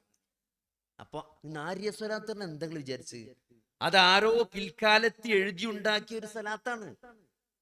യാ അയ്യുഹല്ലദീന ആമനൂ സ്വല്ലൂ അലൈഹി വസല്ലിമൂ തസ്ലീമാ ഇന്നല്ലാഹ വമലായികതഹു യുസല്ലൂന അലൻ നബി. ആയത്താണ് ഖുർആനിലെ ഇന്നല്ലാഹ വമലായികതഹു യുസല്ലൂന അലൻ നബി യാ അയ്യുഹല്ലദീന ആമനൂ സ്വല്ലൂ അലൈഹി വസല്ലിമൂ തസ്ലീമാ. ആയത്തിറങ്ങാണ്. എന്താണ്? അള്ളാഹു മലക്കുകളൊക്കെ അള്ളാഹുവിന്റെ റസൂലിന്റെ പേരിൽ സലാത്ത് ചെല്ലുന്നുണ്ട്, നിങ്ങളും സലാത്ത് ചെല്ലിക്കോളി എന്ന് ആയത്തിറങ്ങിയപ്പം സഹാബത്ത് നബിനോട് ചോദിക്കാണ്, നബിയെ സലാം ചെല്ലാൻ ഞങ്ങൾക്കൊക്കെ അറിയാം, കാരണം ഞങ്ങൾ വരുമ്പോൾ നിങ്ങളോട് സലാം ചെല്ലാം, അസ്സലാമു അലൈക യാ റസൂലല്ലാഹ്. പക്ഷെ ഈ സലാത്ത് ചെല്ലാൻ പടച്ചോൻ പറഞ്ഞല്ലോ, അതെങ്ങനെ ചെല്ലലെന്ന് ചോദിക്കാണ്. അപ്പൊ അള്ളാന്റെ റസൂല് പഠിപ്പിച്ചു കൊടുക്കാണ്. നമ്മൾ നിസ്കാരത്തിൽ ഓതുന്ന ഇബ്രാഹിമി സ്വലാത്ത്, അല്ലാഹുമ്മ സ്വല്ലി അലാ മുഹമ്മദി വഅലാ ആലി മുഹമ്മദ് കമാ സ്വല്ലൈത, ഞാൻ ഇവിടെ തുടക്കത്തിൽ ഓതിയില്ല സലാത്ത്, ആ സലാത്താണ് അള്ളാഹുവിന്റെ റസൂൽ ഓതി കൊടുത്തത്. അത് ചെല്ലാനാണ് റസൂൽ പഠിപ്പിച്ചത്. ഇത് എത്രയോ പിൽക്കാലത്ത് ആരോ ഒരാൾ എഴുതിണ്ടാക്കിയ സലാത്താണ്. എന്നിട്ട് ആ സലാത്താണ് ഇവിടെ ആളുകൾ ചെല്ലുന്നത്. അതാണ് ദീൻ എന്താണെന്ന് കൃത്യമായിട്ട് നമ്മൾ മനസ്സിലാക്കണം. ദീന് എന്നത് അത് അള്ളാഹുവും റസൂലും പഠിപ്പിച്ചതാണ്. അത് നമുക്ക് ഉണ്ടാക്കാൻ പറ്റൂല. ളുഹറിന് മുമ്പ് 4 റക്അത്ത് റവാത്തിബ് ഉണ്ട് എന്ന് പറയുമ്പം, സുബൈന്റെ മുമ്പ് 2 റക്അത്ത് റവാത്തിബ് ഉണ്ട് എന്ന് പറയുമ്പം അത് 4 റക്അത്താണ് എന്ന് പറയാൻ നമുക്ക് അധികാരമില്ല. അസർ 4 റക്അത്താണ്, അത് 5 റക്അത്ത് നിസ്കരിക്കാത്തത് അത് പറ്റൂല. അത് നിയമമാണ്, മതത്തിന്റെ നിയമമാണ്, അത് അള്ളാഹു തീരുമാനിച്ചതാണ്. അതേപോലെയാണ് എല്ലാ മതത്തിന്റെയും കാര്യങ്ങൾ. അതുകൊണ്ട് നമ്മൾ മതം എന്നത് കൃത്യമായിട്ട് അള്ളാഹുവും റസൂലും പഠിപ്പിച്ച പോലെ പഠിക്കാനും മനസ്സിലാക്കാനും അത് ജീവിതത്തിൽ പ്രാവർത്തികമാക്കാനും അത് മറ്റുള്ളവർക്ക് എത്തിച്ചു കൊടുക്കാനും, അതാണ് നമ്മുടെ ജീവിതത്തിന്റെ ലക്ഷ്യം എന്നത് നമ്മൾ കൃത്യമായിട്ട് നമ്മൾ തിരിച്ചറിയുക. ആ ഒരു അറിവും ആ ഒരു ജീവിതവും കാത്തു സൂക്ഷിക്കുന്ന ആളുകൾക്കാണ് അള്ളാഹു ഇരു ലോകത്തും നിർഭയത്വം നൽകുക എന്ന് നമ്മൾ കൃത്യമായിട്ട് മനസ്സിലാക്കുക. അല്ലാഹു സുബ്ഹാനഹു വ തആല പറഞ്ഞു, ഇന്നൽ മുത്തഖീന ഫീ മഖാമിൻ അമീൻ. നിർഭയത്വത്തിന്റെ പാർപ്പിടങ്ങൾ അത് മുത്തഖീങ്ങൾക്കുള്ളതാണ്. അലാ ബിദിക്രില്ലാഹി തത്മഇന്നൽ ഖുലൂബ്, ഹൃദയങ്ങൾ സമാധാനമടയുന്നത് അല്ലാഹുവെ പറ്റിയുള്ള ഓർമ്മ കൊണ്ടാണ് മനസ്സുകൾ ശാന്തമായി തീരുന്നത്. ഇന്നല്ലദീന ഖാലൂ റബ്ബുനല്ലാഹു സുമ്മ ഇസ്തഖാമു തതനസ്സലു അലൈഹിമുൽ മലായികതു അല്ലാ തഖാഫു വലാ തഹ്സനു വഅബ്ശിറൂ ബിൽ ജന്നത്തില്ലതി കുൻതും തുഅദൂൻ. സൂറത്തു ഫുസ്സിലത്തിലെ ആയത്താണ്. സഹോദരങ്ങളെ, ഇതൊക്കെ മരിക്കാൻ കിടക്കുന്ന ഒരു സന്ദർഭം, ഇതൊക്കെ നമ്മുടെ എല്ലാവരും നമ്മളെ ജീവിതത്തിൽ അനുഭവിക്കാൻ പോണ കാര്യമാണ്. ഈ ഒരു നിമിഷം നമ്മുടെ ജീവിതത്തിൽ കടന്നു വരും. നമ്മളിപ്പോ ഒരു പ്രത്യേക വൈബിൽ ജീവിച്ചുകൊണ്ടിരിക്കുകയാണ്. കുറെ ഫ്രണ്ട്സും കുറെ റീൽസും കുറെ ഷോർട്സ് ഒക്കെ കണ്ട് ഒരു പ്രത്യേക വൈബിലാണ് നമ്മൾ ഇങ്ങനെ പോയിക്കൊണ്ടിരിക്കുന്നത്. എന്നാൽ ഈ വൈബുകളൊക്കെ നഷ്ടപ്പെട്ട് നമ്മളിലേക്ക് ചുരുങ്ങുന്ന ഒരു ദിവസം, ഒരു സന്ദർഭം എല്ലാവരും ഫേസ് ചെയ്യാൻ പോകുന്നുണ്ട്. അത് സത്യമാണ് സഹോദരങ്ങളെ, അത് നമ്മൾ അനുഭവിക്കുക തന്നെ ചെയ്യും. ഒരു ചെറിയ വയറുവേദന വന്നിട്ട് ഒരു മെഡിക്കൽ ഷാപ്പിൽ നിന്ന് 2 ദിവസത്തെ മരുന്ന് വാങ്ങി കഴിച്ചു, അല്ലെങ്കിൽ ഒരു സുഹൃത്തിനോട്, ഡോക്ടറായ സുഹൃത്തിന് മെസ്സേജ് അയച്ചു, ചെറിയ വയറുവേദന ഉണ്ട്, ഒരു ഗുളിക മെസ്സേജ് ചെയ്തു തരണമെന്നു. ഒരു ദിവസം കുടിച്ചു, മാറ്റല്ല. 2ാമത്തെ ദിവസമായപ്പോ ടെൻഷനായി. സ്കാൻ ചെയ്യണമെന്ന് നമ്മൾ തന്നെ പറയാം, രോഗി തന്നെ പറയാണ്, എനിക്കൊന്ന് സ്കാൻ ചെയ്ത് നോക്കണം. സ്കാനിന്റെ റിപ്പോർട്ട് വന്നു, ലിവറിനെ ബാധിക്കുന്ന ക്യാൻസർ ആണ്, ലിവറിനെ വരെ ബാധിച്ചിട്ടുണ്ട്, സ്റ്റേജ് 4 ആണ്, 6 മാസേ ജീവിക്കുള്ളൂ എന്നാണ് ഗൂഗിൾ വരെ പറയുന്നത്. ഇനി എന്തു ചെയ്യും? അത് ജീവിതത്തിലെ എല്ലാ വൈബുകളും അവിടെ അവസാനിക്കും. പിന്നെ നിങ്ങളുടെ ബിസിനസ്സിലെ ഇന്നത്തെ വരുമാനം എത്രയാണ് എന്ന് പിന്നെ നിങ്ങൾ അന്വേഷിക്കൂല. കാരണം നമുക്കിനി പ്രതീക്ഷല്ല ഈ ദുനിയാവില്. പിന്നെ നമ്മളെ സുജൂദിന്റെ നീളം കൂടും, ഖുർആൻ കയ്യിൽ നിന്ന് വെക്കാൻ തോന്നൂല. നമ്മൾ അറിയാത്ത പലതും അന്നറിയും, കാണാത്ത ചിന്തിക്കാത്ത പല ഡയമെൻഷനിലേക്കും നമ്മൾ അന്ന് ചിന്തിച്ചു തുടങ്ങും. അത് ഒരു ജീവിതത്തിന്റെ സന്ദർഭമാണ്. അതേപോലെ സഹോദരങ്ങളെ, റൂഹ് തൊണ്ടക്കുഴിയിലെത്തുന്ന ഒരു സന്ദർഭമുണ്ട്. അവിടെ മരണമാസന്നമായി കഴിഞ്ഞാൽ അവിടെ മലക്കുകൾ വരും. ഇന്നല്ലദീന ഖാലൂ റബ്ബുനല്ലാഹ് സുമ്മ ഇസ്തഖാമു, ഞങ്ങളുടെ റബ്ബ് അല്ലാഹുവാണെന്ന് പറയുകയും അതനുസരിച്ച് ജീവിതത്തിൽ നിലകൊള്ളുകയും ചെയ്ത ആളുകൾ തതനസ്സലു അലൈഹിമുൽ മലായികതു, അവരുടെ മേലാണ് മലക്കുകൾ ചെന്നിറങ്ങുക. അല്ലാ തഖാഫു വലാ തഹ്സനു. ഒരു കാറുണ്ട് 523480, അത് ഉടനെ മാറ്റേണ്ടതുണ്ട്. നിസാൻ കാർ 523480 ഉടനെ ആ സ്ഥലത്ത് നിന്ന് മാറ്റി കൊടുക്കേണ്ടതുണ്ട്. അപ്പൊ ഈ ആയത്ത് പറയുന്നത്, ഇന്നല്ലദീന ഖാലൂ റബ്ബുനല്ലാഹു സുമ്മ ഇസ്തഖാമു തതനസ്സലു അലൈഹിമുൽ മലായികതു അല്ലാ തഖാഫു വലാ തഹ്സനു. അതായത് ആ മരണമാസന്നമായ സന്ദർഭത്തില് നമുക്ക് റൂഹിനെ പിടിക്കാൻ വേണ്ടി മലക്കുകൾ വന്ന് ഇറങ്ങുമെന്നാണ്. ആ മലക്കുകൾ അയാൾ കാണുമെന്നാണ്. അപ്പോ അല്ലാ തഖാഫു വലാ തഹ്സനു, നിങ്ങൾ ഭയപ്പെടേണ്ടതില്ല, നിങ്ങൾ ദുഃഖിക്കേണ്ടതില്ല. വഅബ്ശിറൂ ബിൽ ജന്ന, ആ സ്വർഗം കൊണ്ട് നിങ്ങൾ സന്തോഷ വാർത്ത അറിയിക്കുന്നതാണ്. സ്വർഗത്തിന് വേണ്ടി നിങ്ങൾ സന്തോഷമടഞ്ഞുകൊള്ളുക. അല്ലദീ കുൻതും തുഅദൂൻ, നിങ്ങൾക്ക് വേണ്ടി വാഗ്ദാനം ചെയ്യപ്പെട്ട ആ സ്വർഗത്തെ പറ്റി നിങ്ങൾ സന്തോഷത്തോടെ കഴിയുക എന്ന് മലക്കുകൾ അവർ സമാധാനിപ്പിക്കുന്നതാണ്. ഇങ്ങനെ ഒരു സന്ദർഭം നമ്മുടെ ജീവിതത്തിലേക്ക് വരണമെങ്കിൽ ഈ ആയുസ്, ഈ കുറഞ്ഞൊരായുസ്, നമ്മൾ ഈ ദുനിയാവിന്റെ എന്തൊക്കെ ആസ്വാദനങ്ങൾ എടുത്തു നോക്കി സഹോദരങ്ങളെ, അതൊക്കെ താൽക്കാലികമാണ്. ഈ സമ്പത്ത് അത് ഇന്നലെ ഒരാളുടെ കയ്യിലായിരുന്നു, ഇന്ന് നമ്മുടെ കയ്യിലാണ്. നമ്മൾ ഒരു 30 വർഷം അല്ലെങ്കിൽ 50 വർഷം ബാക്ക് എടുത്തു നോക്കി, ഒന്നും വേണ്ട 10 വർഷം, ഒരു 10 വർഷം മുമ്പ് ഇവിടെ റിച്ചായിരുന്ന ആളുകളല്ല ഇന്നിവിടെ റിച്ചായ ആളുകൾ. ആ മുതലാളിമാർ ഇന്ന് പിക്ചറിലില്ല, ഇന്ന് വേറെ കുറെ മുതലാളിമാരാണ്. ഒരു 15, 20, 25 കൊല്ലം കഴിയുമ്പോൾ ഈ ആളുകളാവില്ല, അടുത്ത് വേറെ കുറച്ച് മുതലാളിമാർ വരും. ഇതൊക്കെ അള്ളാഹു സമ്പത്ത് ഒരു പരീക്ഷണമാണ്. ഇതൊക്കെ പടച്ചോങ്ങനെ കുറച്ച് ഓരോരുത്തരെടുത്ത് ഇങ്ങനെ കുറച്ച് ഏൽപ്പിച്ചു വെക്കാണ്, എങ്ങനെ അവന് കൈകാര്യം ചെയ്യുന്നത് എന്നുള്ളൊരു പരീക്ഷണം മാത്രമാണ് ഇതൊക്കെ. ഏത് ദുനിയാവിന്റെ ഏത് സമ്പത്തും, അത് കാറാകട്ടെ, ബംഗ്ലാവാകട്ടെ, എന്തൊക്കെ ലക്ഷറികളാകട്ടെ സഹോദരങ്ങളെ, അതൊക്കെ പരീക്ഷണമാണ് എന്ന് തിരിച്ചറിഞ്ഞുകൊണ്ട് ജീവിതത്തിന്റെ ശരിയായ ലക്ഷ്യം അള്ളാഹുവിനെ മാത്രം ആരാധിക്കുക, അള്ളാഹുവിനെയും റസൂലിനെയും നമ്മൾ അനുസരിച്ചുകൊണ്ട് നമ്മൾ വഴിപ്പെട്ടുകൊണ്ട് ജീവിക്കുക. അത് ഏത് സാഹചര്യങ്ങളും. അതിന് പടച്ചോ നമുക്ക് സൗകര്യങ്ങൾ നൽകും, സുഖങ്ങൾ നൽകും, ദുഃഖങ്ങൾ നൽകും, പ്രയാസങ്ങൾ നൽകും, എളുപ്പം നൽകും, നമുക്ക് ബുദ്ധിമുട്ട് നൽകും. അതിലൊക്കെ അവർ എങ്ങനെയാണ് നിലപാട് സ്വീകരിക്കുന്നത്, അള്ളാഹുവിന്റെയും റസൂലിന്റെയും കൽപ്പനകളെ എങ്ങനെയാണ് അവൻ നോക്കിക്കാണുന്നത് എന്നുള്ള പരീക്ഷണം മാത്രമാണ് ഇഹലോക ജീവിതം എന്ന ജീവിതത്തിന്റെ ശരിയായ കാഴ്ചപ്പാട് നേടിക്കൊണ്ട് നമ്മൾ ഈ ജീവിതത്തെ ക്രമപ്പെടുത്തിയാൽ ഈ പറഞ്ഞ മരിക്കാൻ സമയത്ത് മലക്കുകൾ വന്ന് ആശ്വാസവാക്ക് പറയുന്ന ഒരു നല്ല മരണത്തോടുകൂടി നമുക്ക് നാളെയുടെ ലോകത്തേക്ക്, ആ മരണമില്ലാത്ത ആ ലോകത്തേക്ക് നമുക്ക് പ്രവേശിക്കാം. അള്ളാഹു വിചാരണക്ക് അള്ളാഹുവിന്റെ മുമ്പിലേക്ക് ഹാജരാക്കപ്പെടുമ്പോൾ ആ അള്ളാഹുവിനെ കാണുക എന്നുള്ള ഏറ്റവും വലിയ സന്തോഷത്തിനൊക്കെ അള്ളാഹു നമുക്ക് തൗഫീക്ക് നൽകുന്ന ഒരവസ്ഥ മുന്നിൽ കണ്ടുകൊണ്ട് നമ്മൾ ജീവിതത്തെ ക്രമപ്പെടുത്താൻ തയ്യാറാവുക. തീർച്ചയായും അങ്ങനത്തെ ആളുകൾക്കാണ് അള്ളാഹു ദുനിയാവിലും ആഖിറത്തിലും പൂർണ്ണമായ നിർഭയത്വം നൽകുക. ആ ഒരു ആസ്വാദനം ജീവിതത്തിൽ കിട്ടണമെങ്കിൽ നമ്മൾ പടച്ചോനെ ശരിയായിട്ട് അറിയണം. മഅരിഫത്തുല്ലാഹ് ഫഅലം, അതുകൊണ്ടാണ് പടച്ചോൻ പറഞ്ഞത് ഫഅലം, നീ അറിയണം അന്നഹു ലാ ഇലാഹ ഇല്ലല്ലാഹ്, ആ ലാ ഇലാഹ ഇല്ലല്ലാഹയെ പറ്റി അറിയണം എന്നാണ് മഅരിഫത്തുല്ലാഹ്. പണ്ഡിതന്മാർ ഇബ്നുൽ ഖയ്യിം പറയുന്നുണ്ട്, ദുനിയാവിലെ ഏറ്റവും വലിയ ആസ്വാദനം എന്ന് പറഞ്ഞാൽ അള്ളാഹുവിനെ പറ്റി അറിയാന്നുള്ളതാണ്. അള്ളാഹു ആരാണ്, അള്ളാഹുവിന്റെ നാമ ഗുണവിശേഷണങ്ങളിലൂടെ നിങ്ങൾ അള്ളാഹുവിനെ അറിഞ്ഞ് മറ്റെന്തിനേക്കാളും നിങ്ങളുടെ റബ്ബിനെ സ്നേഹിച്ചു കഴിഞ്ഞാൽ അത് കിട്ടുന്ന ഒരു വൈബ് എന്ന് പറഞ്ഞാൽ, അത് നിങ്ങൾക്ക് തരുന്ന ദുനിയാവിലെ സന്തോഷം എന്ന് പറയുന്നത്, അത് നിങ്ങൾക്ക് ഈ ദുനിയാവിന്റെ വേറെ എന്ത് വിഭവങ്ങൾ കൊണ്ടും നിങ്ങൾക്ക് നേടാൻ പറ്റാത്ത ഒരു വൈബാണ് അള്ളാഹുവിനെ സ്നേഹിക്കുന്നതിലൂടെ, അള്ളാഹുവിനെ അറിയുന്നതിലൂടെ, അള്ളാഹുവുമായിട്ടുള്ള ആ ബന്ധം ആസ്വദിക്കുന്നതിലൂടെ നമുക്ക് കിട്ടുക. അള്ളാഹു എല്ലാം അറിയുന്നവനാണ്. അള്ളാഹുവിന്റെ നാമഗുണവിശേഷണങ്ങൾ നമ്മൾ മനസ്സിലാക്കി നമ്മൾ റബ്ബിനെ അറിയാൻ ശ്രമിച്ചാൽ, അലീമായ ജബ്ബാറായ അള്ളാഹിന്റെ പേരാണ് മുഅ്മിൻ എന്നത്. മുഅ്മിൻ എന്ന് പറഞ്ഞാൽ നിർഭയത്വം നൽകുന്നവൻ. നിർഭയത്വം, എന്തൊരു പേടി നമുക്കുണ്ടോ നോക്കി, ആ പേടിയിൽ നിന്ന് നമ്മളെ രക്ഷിക്കാൻ ആർക്ക് മാത്രമേ കഴിയുള്ളൂ? ഇവിടെ BJP സർക്കാർ അടുത്ത തെരഞ്ഞെടുപ്പോടുകൂടി 2024 ഇലക്ഷനിൽ അവർ വരികയാണ്. അവർ ഭരണഘടന മാറ്റും, നമ്മളെ നാട്ടിൽ നിന്ന് പുറത്താകും. ഇതൊക്കെ നമ്മളെ പേടികളാണ്, നമ്മുടെ ആകുലതകളും വ്യാധികളുമാണ്. എന്നാൽ അള്ളാഹുവിൽ തവക്കുൽ ചെയ്യുന്ന പക്ഷം ഈ നിർഭയത്വം നമുക്ക് നൽകാൻ സാധിക്കുന്നവനാണ് അള്ളാഹു. ഏത് പേടിയിൽ നിന്നും ഏത് പ്രതിസന്ധിയിൽ നിന്നും എന്റെ റബ്ബിനെ എന്നെ രക്ഷിക്കാൻ കഴിയുമെന്ന് വിശ്വസിക്കുന്ന ഒരാളെ സംബന്ധിച്ചിടത്തോളം അള്ളാഹു മുഅ്മിനാണ്, നിർഭയത്വം നൽകുന്നവനാണ്.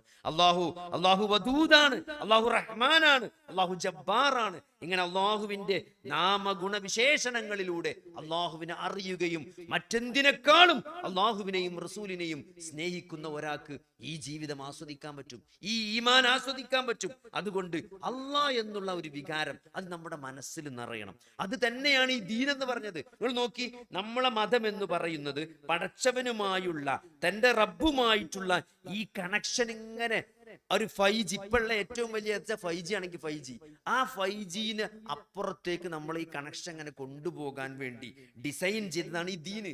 5 നേരത്തെ നിസ്കാരം, നമ്മുടെ ഇബാദത്തുകൾ, നമ്മളെ ഓരോ ദിക്റുകൾ, ഓരോ സന്ദർഭങ്ങളിലുള്ള നമ്മുടെ പ്രാർത്ഥനകൾ. നിങ്ങൾ രാവിലെ എണീക്കുമ്പോൾ, ഉറങ്ങുമ്പോൾ, വണ്ടി കയറുമ്പോൾ, ടോയ്ലറ്റ് കയറുമ്പോൾ, ജീവിതത്തിന്റെ ഓരോ സന്ദർഭങ്ങളിലും നമുക്കൊരു സന്തോഷം ഉണ്ടെങ്കിൽ നമ്മൾ അള്ളാഹുവിനോട് ശുക്ർ ചെയ്യും. അൽഹംദുലില്ലാ, നമ്മളൊരു അനുഗ്രഹം, നമ്മൾ വണ്ടി കയറാണ്, അള്ളാഹു നമുക്കൊരു വണ്ടി നൽകി, മാഷാ അല്ലാഹ്, ലാ ഖുവത ഇല്ലാ ബില്ലാ. അത് അള്ളാഹുവിനെ സ്മരിച്ചുകൊണ്ട് ആ ബിസ്മി ചൊല്ലിക്കൊണ്ട് അല്ലെങ്കിൽ അള്ളാഹുവിനെ ഓർത്തുകൊണ്ട് നമ്മൾ ആ വണ്ടിയിൽ കയറുന്നത്. അങ്ങനെ ജീവിതത്തിന്റെ ഓരോ സന്ദർഭങ്ങളിലും നമ്മൾ പടച്ചവനെ ഓർത്തുകൊണ്ട് പടച്ചവന് നന്ദി കാണിച്ചാൽ, ഓരോ അനുഗ്രഹങ്ങൾക്കും നമ്മൾ നന്ദി കാണിച്ചാൽ അള്ളാഹു അനുഗ്രഹങ്ങൾ വർദ്ധിപ്പിക്കുമെന്നാണ്. അങ്ങനെ നമ്മൾ ഓരോ ദിവസം ചെല്ലും തോറും നമ്മൾ റബ്ബുമായിട്ടുള്ള കണക്ഷൻ കൂടുതൽ സുദൃഢമായി, ഓരോ റമദാൻ കഴിയുമ്പോഴും നമ്മൾ ബന്ധം കൂടുതൽ മെച്ചപ്പെട്ട് നല്ലൊരവസ്ഥയിൽ നമ്മൾ മരണപ്പെടണം, നമ്മൾ റബ്ബിലേക്ക് തിരിച്ചു പോകണം. ആ ഒരു എൻജോയ്മെന്റ് നമുക്ക് കിട്ടാനാണ് ഈ ഇബാദത്തുകൾ മുഴുവൻ അള്ളാഹു ഡിസൈൻ ചെയ്ത്. നിസ്കാരം നോക്കി, നിസ്കാരം ഒരു ദിവസം 5 നേരത്തെ നിർബന്ധ നമസ്കാരം, അതിൽ ഓരോ 17 റക്അത്തുണ്ട്, ഓരോ റക്അത്തിലും ഒരു ഫാത്തിഹ ഉണ്ട്.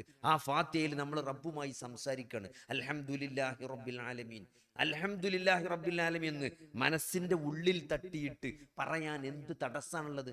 നിങ്ങൾ ഇന്ന് രാവിലെ നല്ല തിരക്കുള്ള ഒരു കാഷ്വാലിറ്റിന് മുമ്പിൽ ഒരു 5 മിനിറ്റ് നിങ്ങൾ പോയി നോക്കി. എത്ര പ്രയാസപ്പെടുന്ന ആളുകളാണ് ആ കാഷ്വാലിറ്റിയിൽ രാവിലെ വരുന്നത്. രാവിലെ ഉറക്കത്തിൽ നിന്ന് എണീപ്പിച്ചിട്ട് വിളിച്ചിട്ട് മിണ്ടാത്ത ആളുകൾ, സ്ട്രോക്ക് ആയിട്ട് കൊണ്ടുവരുന്ന ആളുകൾ, മൂത്രം പോകാതെ മൂത്രത്തിന് ട്യൂബിടാൻ കൊണ്ടുവരുന്ന ആളുകൾ, പലതരത്തിലുള്ള അസുഖങ്ങളുമായി കാഷ്വാലിറ്റിയിൽ വരുന്ന ആളുകൾ. ഇതൊന്നുമില്ലാതെ, ഒരു പ്രയാസമില്ലാതെ അലാറടിച്ചപ്പം ആ അലാറം കേട്ടുകൊണ്ട് നമ്മൾ എണീറ്റില്ലേ സഹോദരങ്ങളെ? നമുക്ക് എണീറ്റ് ബാത്റൂമിൽ പോകാൻ ഒരു പ്രയാസം ഉണ്ടാവില്ല. എൻ്റെ ഒരു സുഹൃത്ത് കഴിഞ്ഞ കൊറോണ സമയത്ത് എന്നെ വിളിച്ചിട്ട് പറയാണ്, രാവിലെ ഇന്ന് എണീറ്റപ്പം കാലിനൊരു ബലക്കുറവ്, ഒരു ശക്തിക്കുറവ്. ഞാൻ അത്ഭുതപ്പെട്ടു പോയി, കാരണം എൻ്റെ അതേ പ്രായമാണ്. അപ്പൊ എന്താ, ഞാൻ പറഞ്ഞു എന്താ കാണിച്ച്? ഞാൻ ഇവിടെ കാഷ്വാലിറ്റി കാണിച്ച് ഇഞ്ചക്ഷൻ വെച്ച് കിടക്കുകയാണ്. ഞാൻ പറഞ്ഞു ഇത് കുറച്ച് സീരിയസ് ആണ്, ഈ പെട്ടെന്ന് നല്ലൊരു ഹോസ്പിറ്റലിൽ പോയി കാണിക്കുന്നു പറഞ്ഞു.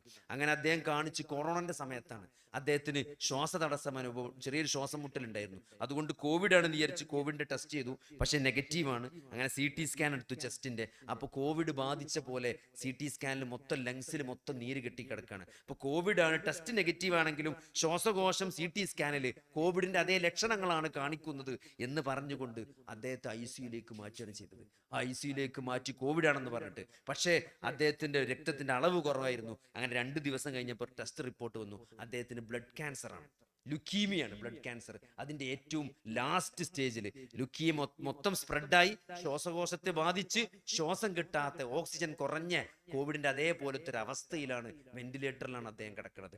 ഒരു പ്രതീക്ഷയില്ല. വെന്റിലേറ്ററിൽ നിന്ന് മാറ്റിയ ആൾ മരിച്ചു പോകും, പക്ഷെ വെന്റിലേറ്ററിൽ നിന്ന് മാറ്റാനും പറ്റുന്നില്ല, കാരണം ശ്വാസം മുട്ടും. എന്നാൽ ചികിത്സയില്ല, വളരെ ക്രിട്ടിക്കലായ ഒരു സ്റ്റേജ്. ഞങ്ങൾ നോക്കി, ചികിത്സ അല്ല, പിന്നെ എന്തിനാ വെന്റിലേറ്ററിൽ വെച്ചിരിക്കുന്നത്? വെന്റിലേറ്റർ എടുത്താൽ ശ്വാസം മുട്ടും, അപ്പോൾ മരിക്കോളം വെന്റിലേറ്റർ കിടക്കണം. അപ്പൊ അത് വലിയ സാമ്പത്തിക ബാധ്യത ഉണ്ടാക്കുന്ന ഒരു വിഷയമാണ്. അപ്പൊ അദ്ദേഹത്തിന്റെ ഒരു റിലേറ്റീവ് സംസാരിച്ചു, അദ്ദേഹത്തിന് ബോധമുണ്ട്, കാരണം മരുന്ന് കുറച്ചാൽ അദ്ദേഹത്തിന് ബോധം തിരിച്ചു വരും. അപ്പോൾ വെന്റിലേറ്ററിൽ വെക്കാൻ വേണ്ടിയിട്ട് അദ്ദേഹത്തിന്റെ ബോധം കുറയാൻ വേണ്ടി മരുന്ന് കൊടുത്തുകൊണ്ടിരിക്കുകയാണ്. ആ മരുന്ന് നിർത്തിയ ബോധം തിരിച്ചു വരും. അപ്പൊ അദ്ദേഹത്തിന്റെ റിലേറ്റീവ് എന്നായിട്ട് സംസാരിച്ചിട്ട്, നമ്മൾ ഇതിങ്ങനെ ഇട്ടിട്ട് കാര്യമില്ല, നമുക്ക് തീരുമാനം ഉണ്ടാക്കണം എന്ന് പറഞ്ഞിട്ട് അദ്ദേഹം ഡോക്ടർമാരോട് ആ മരുന്നിന്റെ അളവ് കുറക്കാൻ ആവശ്യപ്പെട്ടു. എന്നിട്ട് അളവ് കുറച്ചപ്പം രോഗിക്ക് ബോധം തിരിച്ചു വന്നു. അദ്ദേഹത്തോട് പറഞ്ഞെന്താ അറിയോ? നിനക്ക് വളരെ സീരിയസ് ആയിട്ടൊരു അസുഖം ബാധിച്ചിട്ടുണ്ട്, ചികിത്സ ഇല്ല എന്നാണ് ഡോക്ടർമാർ പറയുന്നത്. അതുകൊണ്ട് നീ ഈമാൻ ഉറപ്പിച്ച് കിടന്നു, മരണം ഉറപ്പാണ്, പ്രത്യേകിച്ചൊന്നും ചെയ്യാനില്ല എന്ന് പറഞ്ഞപ്പോൾ അദ്ദേഹം ഒരു പേന കൊണ്ടുവരാൻ വേണ്ടി പറഞ്ഞു. ആ പേന കൊണ്ടുവന്നൊരു പേപ്പറും കൊടുത്തപ്പം അദ്ദേഹം അതിൽ എഴുതി കൊടുത്തു, ഞാൻ മരണപ്പെട്ടാൽ എൻ്റെ ഉമ്മാന്റെ ഖബറിന്റെ അടുത്ത് എന്നെ മറവ് ചെയ്യണമെന്നൊരു പേപ്പറിൽ അദ്ദേഹം എഴുതി തന്നു. അങ്ങനെ ആ മരുന്ന് നിർത്തി, അരമണിക്കൂറുകൊണ്ട് അദ്ദേഹം മരിച്ചു, അദ്ദേഹത്തെ മാറ്റി. ഞാൻ പറഞ്ഞത്, ഒരു ദിവസം രാവിലെ എണീറ്റിട്ട് നടക്കാൻ പ്രയാസമുണ്ട് എന്ന് വിളിച്ച ഒരു സഹോദരൻ ഒരു 4 ദിവസം കൊണ്ട് മരിച്ചു പോണൊരവസ്ഥ. ഇത് അയാൾക്കാണെങ്കിൽ നാളെ സഹോദരൻ ഇത് നമുക്കും വരാം. അതുകൊണ്ട് നമ്മൾ രാവിലെ ഒരു പ്രയാസവും ഇല്ലാതെ നമ്മൾ രാവിലെ എണീറ്റു എന്നത് അള്ളാഹു നമ്മളോട് കാണിച്ച വലിയ ഔദാര്യമാണ്. അൽഹംദുലില്ലാഹി റബ്ബിൽ ആലമീൻ, സർവ്വലോക രക്ഷിതാവായ അള്ളാഹുവിനാണ് സർവസ്തുതിയും എന്ന് മനസ്സ് തട്ടിക്കൊണ്ട് ഒരു ഫാത്തിഹയിൽ പറയാൻ എന്താണ് നമുക്കൊരു മടിയുള്ളത്? നമുക്ക് ആത്മാർത്ഥമായിട്ട് പറഞ്ഞൂടെ അൽഹംദുലില്ലാഹി റബ്ബിൽ ആലമീൻ? അപ്പൊ അള്ളാഹു അർശിന്റെ മുകളിൽ നിന്ന് പറയുമത്രേ, ഹമിദനി അബ്ദി, എന്റെ അടിമ എന്നെ സ്തുതിച്ചിരിക്കുന്നു എന്ന് അർശിന്റെ മുകളിൽ നിന്ന് പടച്ചോൻ മറുപടി പറയുന്നു. നിങ്ങൾ ആലോചിച്ച് നോക്കി, നമ്മളൊരു കമന്റ് പറയുമ്പം അള്ളാഹു അതിന് ഒരു റിപ്ലൈ പറയുന്നുണ്ട്. നമ്മൾ ഫേസ്ബുക്കിൽ ഒരു പോസ്റ്റ് ഇട്ടിട്ട് സഹോദരങ്ങളെ ആളുകൾ ഇടക്കിടക്ക് എടുത്തു നോക്കും, ഞാനിട്ട പോസ്റ്റ് ആരൊക്കെ ലൈക്ക് ചെയ്തിട്ടുണ്ട്, ആരൊക്കെ കമന്റ് അടിച്ചിട്ടുണ്ട്. എന്തിനാ? അതൊരു സന്തോഷാണ്. ഒരു 100 ലൈക്ക് കിട്ടിയാൽ നമുക്കൊരു സന്തോഷാണ്. അത് മനുഷ്യന്റെ സന്തോഷാണ്. ഈ പ്രപഞ്ച സൃഷ്ടാവായ അള്ളാഹു നമ്മൾ ഫാത്തിഹയിൽ പറയുന്ന അൽഹംദുലില്ലാഹി റബ്ബിൽ ആലമീൻ എന്നതിന് അർശിന്റെ മുകളിൽ നിന്ന് മറുപടി പറയുന്നുണ്ട്. ഹമിദനി അബ്ദി, എന്റെ അടിമ എന്നെ സ്തുതിച്ചു എന്ന്. അർറഹ്മാനിർ റഹീം, അല്ലാഹു റഹ്മാനും റഹീമുമാണ് എന്ന് ഒരടിമ നമസ്കാരത്തിൽ പറയുമ്പോൾ അർശിന്റെ മുകളിൽ നിന്ന് അല്ലാഹു പറയും അസ്നാ അലയ്യ അബ്ദി, എന്റെ അടിമ എന്നെ പുകഴ്ത്തി എന്ന്. അല്ലാഹു റഹ്മാനും റഹീമുമാണെന്ന് പറയാൻ എന്താണ് ഒരു മടി സഹോദരങ്ങളെ? നിങ്ങൾ ആലോചിച്ച് നോക്കി. അല്ലാഹു നമ്മുടെ വിഷയത്തിൽ പോലും നമ്മൾ എത്ര പിശുക്കന്മാരാണ്. നമ്മളൊരാളെ പണിക്ക് വിളിച്ചിട്ട് അയാൾ കൃത്യമായിട്ടൊരു ജോലി ചെയ്തിട്ടില്ലെങ്കിൽ നമ്മളയാളെ പറഞ്ഞു വിടും. ഒരു ദിവസം ചിലപ്പോൾ നമ്മൾ ക്ഷമിക്കും, നാളെ മുതൽ നീ വരണ്ടെന്ന് പറയും. കാരണം നീ ആത്മാർത്ഥമായി ജോലി ചെയ്യുന്നില്ല, അതുകൊണ്ട് നിന്നെ എനിക്ക് വേണ്ട എന്ന് നമ്മൾ ഈ ജീവനക്കാരോട് പറയുന്നുണ്ടെങ്കിൽ അള്ളാഹുവെ മാത്രം ആരാധിക്കാൻ വേണ്ടിയിട്ടാണ് അള്ളാഹു മനുഷ്യനെ സൃഷ്ടിച്ചത്. അതിലെത്ര അലംഭാവമാണ് നമ്മൾ കാണിക്കുന്നത്. എന്നിട്ട് പോലും അള്ളാഹു നമുക്ക് വെള്ളവും വായുവും ജീവിക്കാൻ ആവശ്യമായ സകലവും അള്ളാഹു നൽകുന്നത് നമ്മളോടുള്ള കാരുണ്യം കൊണ്ടാണ്. അതുകൊണ്ട് അള്ളാഹു റഹ്മാനാണ്, അള്ളാഹു റഹീമാണ് എന്ന് സമ്മതിക്കാൻ, എന്ന് പ്രഖ്യാപിക്കാൻ എന്ത് തടസ്സമാണത്? അത് ഉള്ളിന്റെ ഉള്ളിൽ തട്ടി പറയുമ്പോൾ അള്ളാഹു അർശിന്റെ മുകളിൽ നിന്ന് പറയും അസ്നാ അലയ്യ അബ്ദി, എന്റെ അടിമ എന്നെ പുകഴ്ത്തി. പിന്നെ മാലിക് യൗമിദ്ദീൻ, വിചാരണയുടെ ദിവസത്തിന്റെ ഉടമസ്ഥൻ അത് അള്ളാഹുവാണ്. അന്ന് പൂർണ്ണമായ നീതി നടപ്പാക്കും. ഒരാളെയും രക്ഷിക്കാൻ സാധ്യമല്ല. ഒരു ശുപാർശയോ ഒരു ഫൈനോ ഒന്നും അടച്ചിട്ട് ഒരാൾക്കും രക്ഷപ്പെടാൻ സാധ്യമല്ല. ദുനിയാവിൽ എത്ര അധികാരമുണ്ടെങ്കിലും എത്ര സമ്പത്തുണ്ടെങ്കിലും നാളെ ആഖിറത്തിലെ വിചാരണയിൽ ഒന്നും അവിടെ വില പോകൂല. അള്ളാഹുവിന്റെ പൂർണ്ണമായ അധികാരത്തിലായിരിക്കും അന്ന് വിചാരണ നടക്കുക. ആ വിചാരണയുടെ ഉടമസ്ഥൻ അള്ളാഹു ആണെന്ന് പ്രഖ്യാപിക്കുകയാണ് മാലിക് യൗമിദ്ദീൻ. അത് പടച്ചവനോട് പറയുമ്പം അള്ളാഹു പറയും മജ്ജദനി അബ്ദി, എന്റെ അടിമ എന്നെ മഹത്വപ്പെടുത്തിയെന്ന്.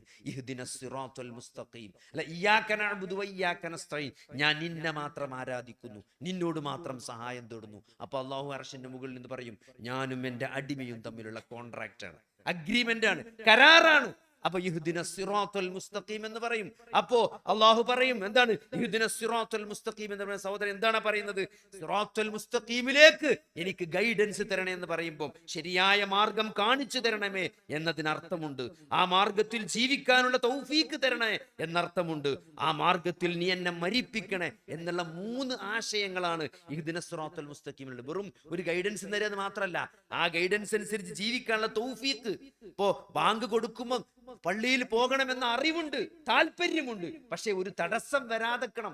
ആ സമയത്ത് ഒരു കോള് വരാതിരിക്കണം. വീട്ടിൽ നിന്നൊരു പ്രയാസമുണ്ട്, പെട്ടെന്ന് വീട്ടിലേക്ക് വരണം. അല്ലെങ്കിൽ നമ്മൾ നിസ്കാരത്തിന് ഇറങ്ങുമ്പോൾ വണ്ടി ഇടിച്ചു, നമുക്ക് പോകാൻ പറ്റുന്നില്ല, ചെറിയ വണ്ടി ചെറുതായിട്ടൊന്ന് ആക്സിഡന്റ് ആയി, അതുകൊണ്ട് ജമാഅത്ത് നഷ്ടപ്പെടും. ചിലപ്പോൾ നമ്മൾ വീട്ടിൽ നിന്ന് കോള് വരും, വല്യമ്മ ബാത്റൂമിൽ ഉമ്മ ബാത്റൂമിൽ വീണിട്ടുണ്ട്, നിങ്ങൾ പെട്ടെന്ന് വരണം. അപ്പോൾ നമ്മൾ നിസ്കാരം നഷ്ടപ്പെടും, ജമാഅത്ത് നഷ്ടപ്പെടും. അങ്ങനെ ജമാഅത്ത് നമസ്കരിക്കാനുള്ള ഒരു തടസ്സങ്ങളൊന്നും അവിടെ വരാതിരിക്കാന്നുള്ളത് അത് പടച്ചോന്റെ തൗഫീഖാണ്.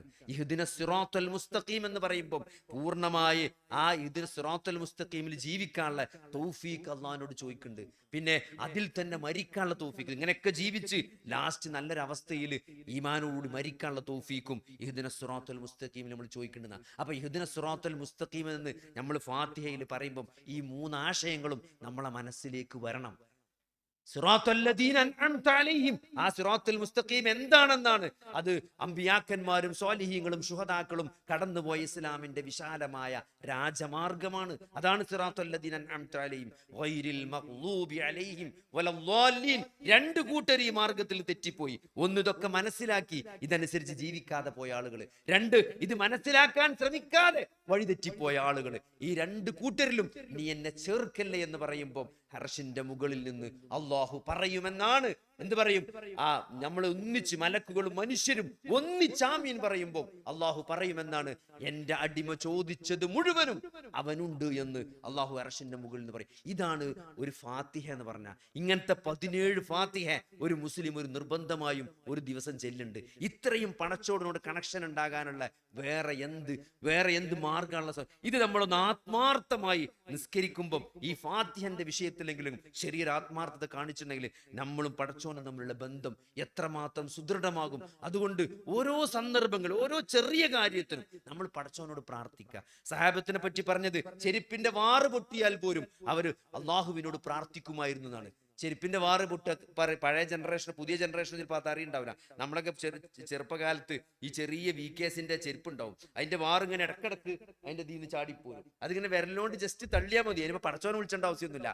വെറുതെ വിരലോണ്ട് തള്ളിയാൽ ആ ചെരുപ്പിന്റെ വാറ് അതിനുള്ളിൽ ചാടും.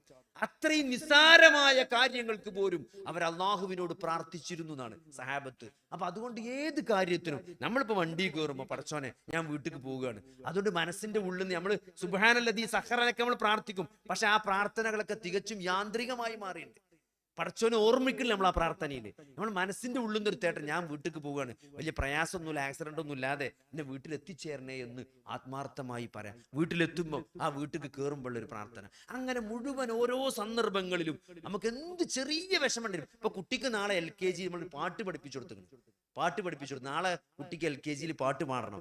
നമ്മൾ മനസ്സ് പടച്ചോനെ എൻ്റെ കുട്ടിക്ക് നാളെ പാട്ട് പാടാനുള്ള ഒരു തൗഫീഖ് ഞാൻ പഠിപ്പിച്ചൊക്കെ കൊടുത്തിട്ടുണ്ട്, അത് പാടാനുള്ള ഒരു തൗഫീഖ് കൊടുക്കണേ എന്ന് നമ്മൾ മനസ്സുകൊണ്ട് ഉള്ളിൽ തട്ടി പ്രാർത്ഥിക്കുക.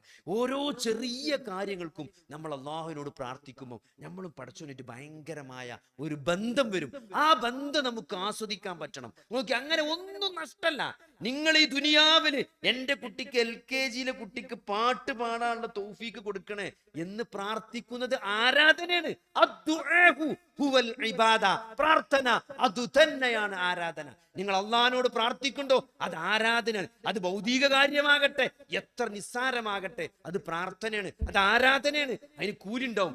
നിങ്ങൾക്ക് ആ പ്രാർത്ഥനയ്ക്ക് ഉത്തരം. നാളെ കുട്ടിക്ക് അങ്ങനെ പാട്ട് പാടാൻ കഴിഞ്ഞില്ലെങ്കിലും സഹോദരങ്ങളെ, അത് വലിയൊരു പ്രതിഫലമായി നാളെ നിങ്ങളെ ഏട് കിട്ടുമ്പോൾ കാണുമെന്നാണ്. ഒരു വിശ്വാസി നാളെ പരലോകത്ത് ഏട് കിട്ടുമ്പോൾ അവൻ പ്രാർത്ഥിച്ച കുറെ പ്രാർത്ഥനകൾക്ക് ദുനിയാവിൽ ഉത്തരം കിട്ടാതെ പോയിട്ടുണ്ട്. ആ പ്രാർത്ഥനകൾക്കൊക്കെ അവൻ വലിയ പ്രതിഫലം അവന്റെ ഏടിൽ കാണുമെന്നാണ്. അപ്പൊ അവൻ പറഞ്ഞു പോകുമെന്നാണ്, എന്റെ ദുനിയാവിലെ ഒരു പ്രാർത്ഥനയും അള്ളാഹു സ്വീകരിച്ചിട്ടില്ലായിരുന്നെങ്കിൽ എത്ര നന്നായിരുന്നു എന്ന് അവൻ പറയുമെന്നാണ്. അത്രയും പ്രതിഫലം പ്രാർത്ഥനക്ക്. നമുക്ക് അള്ളാഹു ഉത്തരം നൽകാത്ത, ദുനിയാവിൽ വെച്ച് ഉത്തരം നൽകാത്ത പ്രാർത്ഥനക്ക് അള്ളാഹു പ്രതിഫലം രേഖപ്പെടുത്തും. കാരണം അതൊരു ആരാധനയാണ് എന്നതുകൊണ്ട്. അതുകൊണ്ട് ചെറിയ കാര്യത്തിനും നിസ്സാര കാര്യത്തിനും എല്ലാത്തിനും നമ്മൾ അള്ളാഹുവിനോട് നിരന്തരം പ്രാർത്ഥിച്ചുകൊണ്ട്, ഒരു പ്രാർത്ഥന നിർഭരമായ, എല്ലാം തവക്കുൽ ചെയ്തുകൊണ്ട് പടച്ചവനോട് നല്ല ബന്ധത്തിൽ നമ്മളൊരു ജീവിതം കാഴ്ചവെച്ചാൽ അള്ളാഹു തീർച്ചയായും നമുക്ക് ഇരുലോകത്തും നിർഭയത്വം നൽകുമെന്നുള്ള ഖുർആൻ നൽകുന്ന ഏറ്റവും വലിയ ഒരു പാഠം അത് നമ്മൾ ഉൾക്കൊണ്ട് നമ്മൾ ജീവിക്കാൻ ശ്രമിക്കുക. അള്ളാഹു നമുക്ക് തൗഫീക്ക് നൽകുമാറാകട്ടെ. നമ്മൾ ഇവിടെ വന്നത് രണ്ടാമത്തെ ഒരു ഭാഗമുണ്ട്, ആരോഗ്യത്തെ പറ്റി എനിക്ക് വളരെ ചെറിയ കാര്യം പറയാനുള്ളത്. നമ്മൾ ശ്രദ്ധിക്കേണ്ടത്, വളരെ അധികം രോഗങ്ങളുടെ എണ്ണങ്ങൾ കൂടി വരികയാണ്. പക്ഷെ രോഗങ്ങളൊക്കെ നമ്മൾ പരിശോധിച്ചാൽ, ഇപ്പൊ നമ്മൾ ആശുപത്രിയിലെ ഒരു സ്റ്റാറ്റിസ്റ്റിക്സ് എടുത്തിട്ട് എന്തുകൊണ്ടാണ് ഈ ആളുകളൊക്കെ അഡ്മിറ്റ് ആയത് എന്ന് പരിശോധിച്ചാൽ അത് മുഴുവനും ഒട്ടുമിക്ക അസുഖങ്ങളും നമ്മുടെ ജീവിത ശൈലിയുമായി ബന്ധപ്പെട്ട, ഒന്ന് പ്രമേഹവും അതിന്റെ കോംപ്ലിക്കേഷൻ ആയിട്ട് വരുന്ന അസുഖങ്ങൾ, 2 അറ്റാക്കുകൾ, 3 റോഡ് ആക്സിഡന്റുകൾ. ഇതാണ് ഏറ്റവും കൂടുതൽ ആളുകൾ മരിച്ചു പോകുന്ന, ചെറുപ്പക്കാരായ ആളുകൾ മരിച്ചു പോകുന്ന സാഹചര്യം. ഒന്ന് റോഡ് അപകടമാണ്. അത് നമ്മൾ ഒരു പരിധി വരെ നമുക്ക് ശ്രദ്ധിച്ചാൽ ഒഴിവാക്കാൻ പറ്റുന്നതാണ്. അപ്പൊ അതിൽ ഒരു വിശ്വാസി എന്ന നിലക്ക് നമ്മൾ അത് വളരെ ശ്രദ്ധിച്ച് ഡ്രൈവ് ചെയ്യാൻ പാടുള്ള ട്രാഫിക് നിയമങ്ങളൊക്കെ നമ്മൾ കൃത്യമായി പാലിക്കേണ്ടതുണ്ട്. രണ്ടാമത്തത് ജീവിതശൈലി രോഗങ്ങളാണ്. അതിൻ്റെ ഒരു അടിസ്ഥാന കാരണം എന്നുള്ളത് നമ്മൾ അമിതമായ ഭക്ഷണം കഴിക്കുന്നു. കാലറി, നമ്മുടെ ആവശ്യത്തിനേക്കാൾ കൂടുതൽ കാലറി നമ്മൾ അകത്താക്കുമ്പോൾ അത് ഫാറ്റ് ആയിട്ടും എനർജി ആയിട്ടും അത് പല സ്ഥലത്തും കെട്ടിക്കിടക്കും. നമ്മൾ മനസ്സിലാകും, നമ്മൾ എന്ത് ഭക്ഷണം കഴിച്ചാലും, നിങ്ങൾ ഏത് തരത്തിലുള്ള ഫുഡ് കഴിച്ചാലും അത് അധികമാണെങ്കിൽ അത് കൊഴുപ്പായിട്ടാണ് ശേഖരിക്കുക. നിങ്ങൾ ചോറ് തിന്നാലും, പൊറാട്ട തിന്നാലും, ചപ്പാത്തി തിന്നാലും, ചിക്കൻ തിന്നാലും, മട്ടൻ തിന്നാലും, ജിലേബി തിന്നാലും അത് അമിതമായിട്ടുണ്ടെങ്കിൽ അത് നിങ്ങളുടെ ബോഡിയിൽ സ്റ്റോർ ചെയ്യുക, അത് കൊഴുപ്പായിട്ടാണ്, ഫാറ്റ് ആയിട്ടാണ്. അപ്പൊ എന്ത് ചെയ്യും? ഈ കൊഴുപ്പ് നിങ്ങളുടെ രക്തക്കൊഴലുകളിൽ അടഞ്ഞിട്ട് അത് അറ്റാക്ക് ഉണ്ടാക്കും, സ്ട്രോക്ക് ഉണ്ടാക്കും. പ്രമേഹമാണെങ്കിലും അങ്ങനെ തന്നെ. ഷുഗർ കൂടിക്കഴിഞ്ഞാൽ, അതിന്റെ കൺട്രോൾ നഷ്ടപ്പെട്ടാൽ, അത് കൂടിക്കഴിഞ്ഞാൽ ഈ ഇതേപോലത്തെ കൊളസ്ട്രോളും ഷുഗറും കൂടി ലാസ്റ്റ് രക്തക്കൊഴലിന്റെ ബ്ലോക്ക് ഉണ്ടാക്കിയിട്ട് അത് ഹൃദയത്തിൽ ഉണ്ടാക്കുമ്പോൾ അറ്റാക്ക് ആവും, തലച്ചോറിലുണ്ടാവുമ്പോൾ സ്ട്രോക്ക് ആവും, കിഡ്നിയിലുണ്ടാവുമ്പോൾ കിഡ്നി അടിച്ചു പോകും, കണ്ണിലാവുമ്പോൾ കണ്ണിന്റെ കാഴ്ച പോകും, അത് കാലിന്റെയും കയ്യിന്റെ രക്തക്കൊഴലാവുമ്പം കാലിൽ രക്തോട്ടം കുറഞ്ഞിട്ട് മുറിവ് വരും, ഉണങ്ങാണ്ടാവും. ഒക്കെ അൾട്ടിമേറ്റ്ലി രക്തക്കോയലുകൾ, ചെറിയ ചെറിയ രക്തക്കോയലുകൾ ബ്ലോക്ക് ആകുക എന്നുള്ളതാണ് ഇതിലൊക്കെ സംഭവിക്കുക. അതൊക്കെ നമ്മുടെ ജീവിത ശൈലിയുമായി ബന്ധപ്പെട്ടതാണ്. അതുകൊണ്ട് നമ്മുടെ ഒരു ജോലിക്കനുസരിച്ച്, നമ്മൾ എത്ര ജോലി ചെയ്യുന്നുണ്ട് എന്നതിനനുസരിച്ച് മാത്രമേ നമ്മൾ ഭക്ഷണം കഴിക്കാൻ പാടുള്ളൂ. അത് എന്ത് ഭക്ഷണമാകട്ടെ, അത് അമിതമായി കഴിഞ്ഞാൽ നമ്മൾ എന്ത് ചെയ്യും, അത് നമുക്ക് ബുദ്ധിമുട്ടുണ്ടാക്കും. പിന്നെ മറ്റൊന്ന്, ഇത് നേരത്തെ കണ്ടുപിടിക്കുക എന്നുള്ളതാണ്. നേരത്തെ കണ്ടുപിടിക്കാൻ നമ്മൾ പ്രത്യേകം ഒരു 40-35 വയസ്സായി കഴിഞ്ഞാൽ നമ്മൾ കൃത്യമായ ഇടവേളകളിൽ ചെക്ക് ചെയ്യണം. ചില ആളുകൾ ചെക്ക് ചെയ്യൂല. എന്താ, ചെക്ക് ചെയ്താൽ പിന്നെ ഇത് കണ്ടുപിടിക്കൂല വെച്ചിട്ട്. അപ്പോൾ അതുകൊണ്ട് അത് ചെയ്യാൻ പാടില്ല. നമ്മൾ കൃത്യമായിട്ട് ഇടവേളകളിൽ നമ്മൾ ചെക്ക് ചെയ്യണം. പിന്നെ ചെക്ക് ചെയ്ത ആളുകൾ എന്ത് ചെയ്യില്ല, കൃത്യമായി ചികിത്സിക്കൂല. പ്രമേയം കണ്ടുപിടിച്ചാൽ അതിപ്പോൾ തുടങ്ങണല്ലോ ഉള്ളൂ, അത് കുറച്ച് കഴിഞ്ഞിട്ട് നോക്കാന്നറിയാം. അവരൊരിക്കലും ചെയ്യരുത്. വളരെ നേരത്തെ കണ്ടുപിടിച്ചാൽ എത്ര നമ്മൾ ചെറുപ്പത്തിൽ പ്രമേഹം വന്നാലും വളരെ സ്ട്രിക്റ്റ് ആയിട്ട് കൺട്രോൾ ചെയ്ത് പോവുകയാണെങ്കിൽ ഒരു 35-40 കൊല്ലം വരെ, 35 കൊല്ലമായിട്ട് ഇൻസുലിൻ വെച്ച് ഒരു കോംപ്ലിക്കേഷൻ ഇല്ലാത്ത ആളുകൾ എനിക്ക് പരിചയമുണ്ട്. കൃത്യമായി പ്രമേഹം നിയന്ത്രിച്ച് 35-40 കൊല്ലമൊക്കെ നമുക്ക് എന്ത് ചെയ്യാൻ പറ്റും, ഒരു കോംപ്ലിക്കേഷനും ഇല്ലാതെ മുന്നോട്ട് പോകാൻ പറ്റും. അത്രയും ആധുനിക വൈദ്യശാസ്ത്രം ഡെവലപ്പ് ചെയ്തിട്ടുണ്ട്. അതുകൊണ്ട് നേരത്തെ കണ്ടുപിടിക്കുകയും വളരെ കൃത്യമായി ചികിത്സിക്കുകയും ചെയ്യുക എന്നുള്ളത് നമ്മുടെ നാട്ടിലൊക്കെ ഉള്ള ആൾക്കാരെ പൊതുവെ ഉള്ളൊരു പരിപാടി എന്താ വെച്ചാൽ, നമ്മുടെ നാട്ടിൽ മരുന്ന് 1 മാസത്തിന് വാങ്ങിയാൽ 2 മാസം ഉണ്ടാവും. നമ്മളെ അമ്മാക്കൊക്കെ പ്രഷറിന്റെ ഗുളിക 1 മാസത്തിന് വാങ്ങിക്കൊടുത്താൽ 2 മാസം കുടിച്ചു, അര പൊട്ടാക്കിയിട്ടും 1.5 ആക്കിയിട്ടും. അപ്പൊ ഞാനൊക്കെ എന്താ ചിരിച്ച, പറ്റ വയസ്സായ ആൾക്കാരാണെങ്കിൽ ഒരു ഗുളിക എന്താ വെച്ചാൽ 5 മില്ലിഗ്രാം അമ്മ കുടിച്ചണം എന്നുണ്ടെങ്കിൽ ഉമ്മാക്ക് 5 മില്ലിഗ്രാമിന്റെ ഗുളിക കൊടുക്കണേക്കാൾ നല്ല 10 മില്ലിഗ്രാമിന്റെ അരപ്പൊട്ട് കുടിച്ചാൻ പറയാൻ നല്ലത്. നമ്മ ഹാപ്പി ആയിക്കാരം. 5 മില്ലിഗ്രാം നമ്മൾ കൊടുത്ത അമ്മ പൗതിയാക്കി 2.5 ആക്കും, അല്ലെങ്കിൽ 1.5 ആക്കും. അപ്പോ ആ ഗുളിക കൊടുത്തപ്പോ നിങ്ങൾ മരുന്ന് കൊണ്ടേ കൊടുത്താൽ 1 മാസത്തിനുള്ള മരുന്ന് 2 മാസം ഉണ്ടാവും. നേരെ മറിച്ച് അരിയും പഞ്ചാരിയും വെളിച്ചെണ്ണയും വാങ്ങി കൊടുത്തു നോക്കി, ഒരാഴ്ചന്റെ 2 ദിവസം കൊണ്ട് തീർത്തരും. അത് നേരെ തിരിച്ചാൻ വേണ്ടി 1 മാസത്തെ റേഷനും 1 മാസത്തെ പലചരക്കും വാങ്ങിയാൽ അത് 2 മാസത്തിന് ഉപയോഗിക്കണം. മരുന്ന് 1 മാസത്തിന് വാങ്ങിയാൽ അത് 1 മാസം കൊണ്ട് തീർക്കണം. അത് കൃത്യമായിട്ട് കഴിക്കണം. അപ്പോൾ ഇതിൽ ഒന്ന്. പിന്നെ രണ്ടാമത്തത്, നമ്മൾ നന്നായിട്ട് എക്സസൈസ് ചെയ്യുക. നമ്മളെ ഇപ്പോഴത്തെ ജനറേഷന്റെ പ്രശ്നം എന്താ വെച്ചാൽ, ആളുകൾ വളരെ ശരീരം ഇളകുക എന്നുള്ളത് വളരെ കുറവാണ്. ഇപ്പൊ നമ്മളെ കാലത്തൊക്കെ മദ്രസക്കും സ്കൂൾക്കും, ഒന്ന് മദ്രസക്ക് പോയിട്ട് വന്ന് പിന്നെ ഒന്ന് സ്കൂൾക്ക് പോകുമ്പോഴത്തേനും അത്യാവശ്യം നമ്മൾ എനർജി കഴിഞ്ഞിട്ടുണ്ടാവും. ഇന്ന് മദ്രസക്കും സ്കൂൾക്കും ഒക്കെ ബസ്സാണ്. പിന്നെ അങ്ങനത്തെ ശരീരം ഇളകാത്ത രൂപത്തിലുള്ള, എന്നിട്ട് നമ്മൾ സാധാരണ ഇപ്പൊ നമ്മളെ വീട്ടിലൊക്കെ എന്ത് ചെയ്യും, എക്സസൈസ് ചെയ്യാൻ വേണ്ടിക്കാണ്ട് മറ്റേതൊക്കെ വാങ്ങും, ത്രെഡ്മില്ലൊക്കെ വാങ്ങും. എന്നിട്ട് 4 ദിവസം കഴിഞ്ഞാൽ അതിന് അണ്ടർവെയറും തോർത്തുണ്ടൊക്കെ തോരിടും. ഒരു 2 ആഴ്ച 1 മാസമൊക്കെ ഉണ്ടാവുള്ളൂ. പിന്നെ കാണാൻ തോർത്തുണ്ടില്ല സാധനങ്ങളൊക്കെ തോരട്ടുണ്ടാവും. അപ്പൊ അങ്ങനെ ഒരു അവസ്ഥയാണ്. അപ്പൊ അതുകൊണ്ട് നമ്മൾ ശരീരം നന്നായിട്ട് ഇളകണം. അപ്പൊ അതേപോലെ തന്നെ ഭക്ഷണം വളരെ കുറച്ച്, ആവശ്യത്തിന് അനുസരിച്ച് വളരെ കുറച്ച് കഴിച്ച് ശീലിക്കുക. പിന്നെ നന്നായിട്ട് ഡീസ്ട്രെസ് ചെയ്യണം, റിലാക്സ് ചെയ്യണം. WHO പുതിയ ആരോഗ്യം എന്നുള്ള അതിന്റെ നിർവചനത്തിൽ നമ്മൾ മനസ്സിലാക്കേണ്ടത് ശാരീരിക അസുഖങ്ങൾ മാത്രമല്ല, മാനസികമായ വൈകല്യങ്ങളും സമ്മർദ്ദങ്ങളും ഇല്ലാതെക്കുക എന്നുള്ളതും ആരോഗ്യത്തിന് വളരെ പ്രധാനമാണ്. അതുകൊണ്ട് പൂർണ്ണമായി റിലാക്സ് ചെയ്യാൻ നമുക്ക് പറ്റണം. അതിന് ഏറ്റവും നല്ല മാർഗം ശരിയായ വിശ്വാസം ഉണ്ടാക്കുക. എന്തൊക്കെ ജീവിതത്തിൽ സംഭവിച്ചാലും അത് പടച്ചോന്റെ തീരുമാനമാണ്. അതിന് പടച്ചോൻ ക്ഷമിച്ചാൽ എനിക്കൊരു പ്രതിഫലം തരും. ഈ ഹദീസ് ഉണ്ട്, നിങ്ങളെ ഒരു മുള്ള് തറച്ചാൽ പോലും മുസ്ലിമിന്റെ കാര്യം എത്ര അത്ഭുതമാണ്. അജബൽ ലി അംറിൽ മുഅ്മിൻ, മുഅ്മിന്റെ കാര്യം എത്ര അത്ഭുതമാണ്. അവനൊരു മുള്ളു തറച്ചാൽ പോലും അവനെന്തുണ്ട്, അതിൽ ക്ഷമിക്കും, അതിനൊരു പുണ്യം ഉണ്ട് എന്നാണ്. ഇപ്പൊ ഞാൻ അങ്ങനെ ഈ മുള്ളു പണ്ടൊക്കെ ചെറുപ്പത്തിൽ എപ്പോഴും മുള്ളു തറച്ചിരുന്നു. ഇപ്പൊ എപ്പോഴാണ് മുള്ളു, നിങ്ങളാരെങ്കിലും മുള്ളിറക്കലുണ്ടോ? നിങ്ങൾക്ക് ആർക്കെങ്കിലും മുള്ളിറക്കലുണ്ടോ? പക്ഷെ എന്താ വെച്ചാൽ മുള്ളു തറക്കുക എന്നുള്ളതല്ല, വളരെ കോമൺ ആയിട്ടുള്ള ഒരു ചെറിയ ദുഃഖം. ഇപ്പൊ ഞാൻ വെള്ള ഷർട്ടിട്ട് വെള്ളിയാഴ്ച വരും, കുത്തുബയൊക്കെ പറയാൻ വെച്ചിട്ട് അന്ന് ചോറ് വയ്ക്കുമ്പോൾ ഒരു മഞ്ഞ കറി ഇതിലുണ്ടാവും, ഒരു അച്ചാറ്. ഭയങ്കര സങ്കടം നമുക്ക്, കാരണം പിന്നെ പോണി കുറെ ദിവസം എടുക്കും. അപ്പൊ നമുക്ക് സത്യത്തിൽ വിഷമാണ്. നിങ്ങൾ ആലോചിച്ച് നോക്കി, ആ വിഷമാണ് വരുമ്പോ പടച്ചോ നിനക്ക് പ്രതിഫലം. അതാണ് മുള്ളിറക്കാരനാണ്. നമ്മൾ പുതിയൊരു ഐഫോൺ വാങ്ങി, അത് നമ്മൾ കാറിന്റെ സീറ്റിന്റെ അടിക്കൽ ചാടി എടുത്തു നോക്കുമ്പോൾ വലിയ സ്ക്രാച്ച്.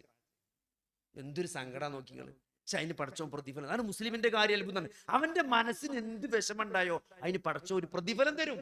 അത് മുള്ളു തറക്കരുന്നല്ല, നിങ്ങളെ മനസ്സിക്ക് എന്ത് വിഷമം, പക്ഷെ ആ പ്രതിഫലം ആഗ്രഹിക്കണം. ആ വിഷമം ഉണ്ടാവുമ്പോ പണ്ടാറടങ്ങാം എന്നല്ല പറയുന്നത്, പണ്ടാറടങ്ങാന്നല്ല, പടച്ചോനാ ഒരു സ്ക്രാച്ച്, പടച്ചോൻ പ്രതിഫലം തരും. അതന്നെ. അല്ല നമ്മൾ പണ്ടൊക്കെ നമ്മൾ ചെറിയ ഈ പഴയ വീട്ടിലൊക്കെ ഈ ഇമ്മരപ്പടി പറഞ്ഞ സാധനം ഉണ്ടാവും. ഒരു വാതിൽ കഴിഞ്ഞ അടുത്ത വാതിലിന് അതിന് ഇടക്കിടക്ക് കാല് കുത്തി ഇവിടെ എപ്പോഴും മുറിയേക്കാരം. ഇപ്പൊ അങ്ങനത്തെ വീടുണ്ടോക്കാറില്ല, ഭയങ്കര പെയിനാണ്. പക്ഷെ അതിലൊക്കെ എന്താണ്, ഒക്കെ നമുക്ക് കൂലിയുണ്ട്. നിങ്ങളെ ബാധിക്കുന്ന എന്തൊരു വിഷമത്തിനും, അത് മാനസികമാകട്ടെ ശാരീരികമാകട്ടെ, അതിനൊക്കെ പടച്ചോക്ക്. അതാണ് ഈ ദീൻ എന്ന് പറഞ്ഞാൽ അത്ര അത്ഭുതമാണ്. ഇവിടെ നരകത്ത് പോകാനാണ് പ്രയാസം. പ്രയാസങ്ങൾ പ്രത്യേകം മനസ്സിലാക്കുക. ഒരാൾ നരകത്ത് പോകാനാണ് പ്രയാസം. ഒരു വിശ്വാസിനെ സംബന്ധിച്ചിടത്തോളം ശരിയായ വിശ്വാസമുള്ള ഒരാളാണെങ്കിൽ ഓ നരകത്ത് പോകൽ ഇടങ്ങാറ് തന്നെയാണ്. കാരണം അങ്ങനെയാണ് ഇവിടുത്തെ അള്ളാഹു ഈ ദീൻ ഡിസൈൻ ചെയ്തിരിക്കുന്നത്. ഒരു നന്മ ചെയ്താൽ ഒന്നല്ല, മിനിമം 10 മിനിമം 10 പ്രതിഫലാണ്. പിന്നെ അവിടുന്ന് അങ്ങോട്ട് 700 70000 എത്രയാകാം. നിങ്ങൾ ചെയ്ത ആ പ്രവർത്തനത്തിന്റെ ഇഖ്ലാസ് എത്ര ആത്മാർത്ഥതയോട് കൂടിയാണ് നിങ്ങൾ അത് ചെയ്തത് എന്നതിനനുസരിച്ച്. ഇപ്പൊ നമ്മൾ തന്നെ നല്ല പ്രതിസന്ധി നിൽക്കുകയാണ്. അപ്പോഴാണ് അയൽവാസി വന്നിട്ട് ഓന്റെ കുട്ടീന്റെ ഫീസ് അടക്കാൻ സമയമായിക്കാണ്, ഇപ്പൊ നല്ല ബുദ്ധിമുട്ടില്ലാന്ന് പറഞ്ഞാൽ നമ്മളെ കുട്ടീന്റെ ഫീസ് അടക്കാൻ തന്നെ കഷ്ടപ്പെട്ട് നിൽക്കുകയാണ്. ആ സന്ദർഭത്തിൽ നമ്മൾ കൊടുക്കുന്ന ഒരു സഹായം നമ്മൾ ലക്ഷങ്ങളെ ബാലൻസ് ഉള്ള സമയത്ത് കൊടുക്കുന്ന സഹായം പോലെ അല്ല. അതിന്റെ പ്രതിഫലം വേറെയാണ്. അതിന് 10 700 70000 പടച്ചോൻ തീരുമാനിക്കും എത്രയാണെന്നുള്ളത്. അപ്പൊ ഒരു നന്മക്ക് മിനിമം 10 മിനിമം 10 കുറഞ്ഞ പരിപാടിയില്ല. അതന്നെ ഖുദ്സിയായ ഹദീസിൽ കാണാം. ഒരാൾ ഒരു നന്മ ചെയ്യാൻ ഉദ്ദേശിച്ചു, അത് ചെയ്തതൊന്നുമില്ല, എന്നാൽ പോലും ഒരു പ്രതിഫലം ഉണ്ട്. കാരണം ചെയ്യാൻ ഉദ്ദേശിച്ചിന്. എന്നിട്ടോ അയാൾ ചെയ്താൽ അയാൾ ആത്മാർത്ഥക്കനുസരിച്ച് എത്രയാകാം. ഇനി ഒരാൾ ഒരു തിന്മ ചെയ്യാൻ ഉദ്ദേശിച്ചു, ഒരു കുറ്റമില്ല, ചെയ്താലേ കുറ്റുള്ളൂ. എന്നിട്ടും അള്ളാഹ് പറയാണ് ഹദീസിൽ എന്ത്, അള്ളാഹ് മലക്കിനോട് പറയാണ്, ഓൻ പശ്ചാത്തപിക്കുമോ എന്ന് നീ നോക്ക്. പശ്ചാത്തപിക്കുകയാണെങ്കിൽ അത് ഡിലീറ്റ് ചെയ്തതാണ്.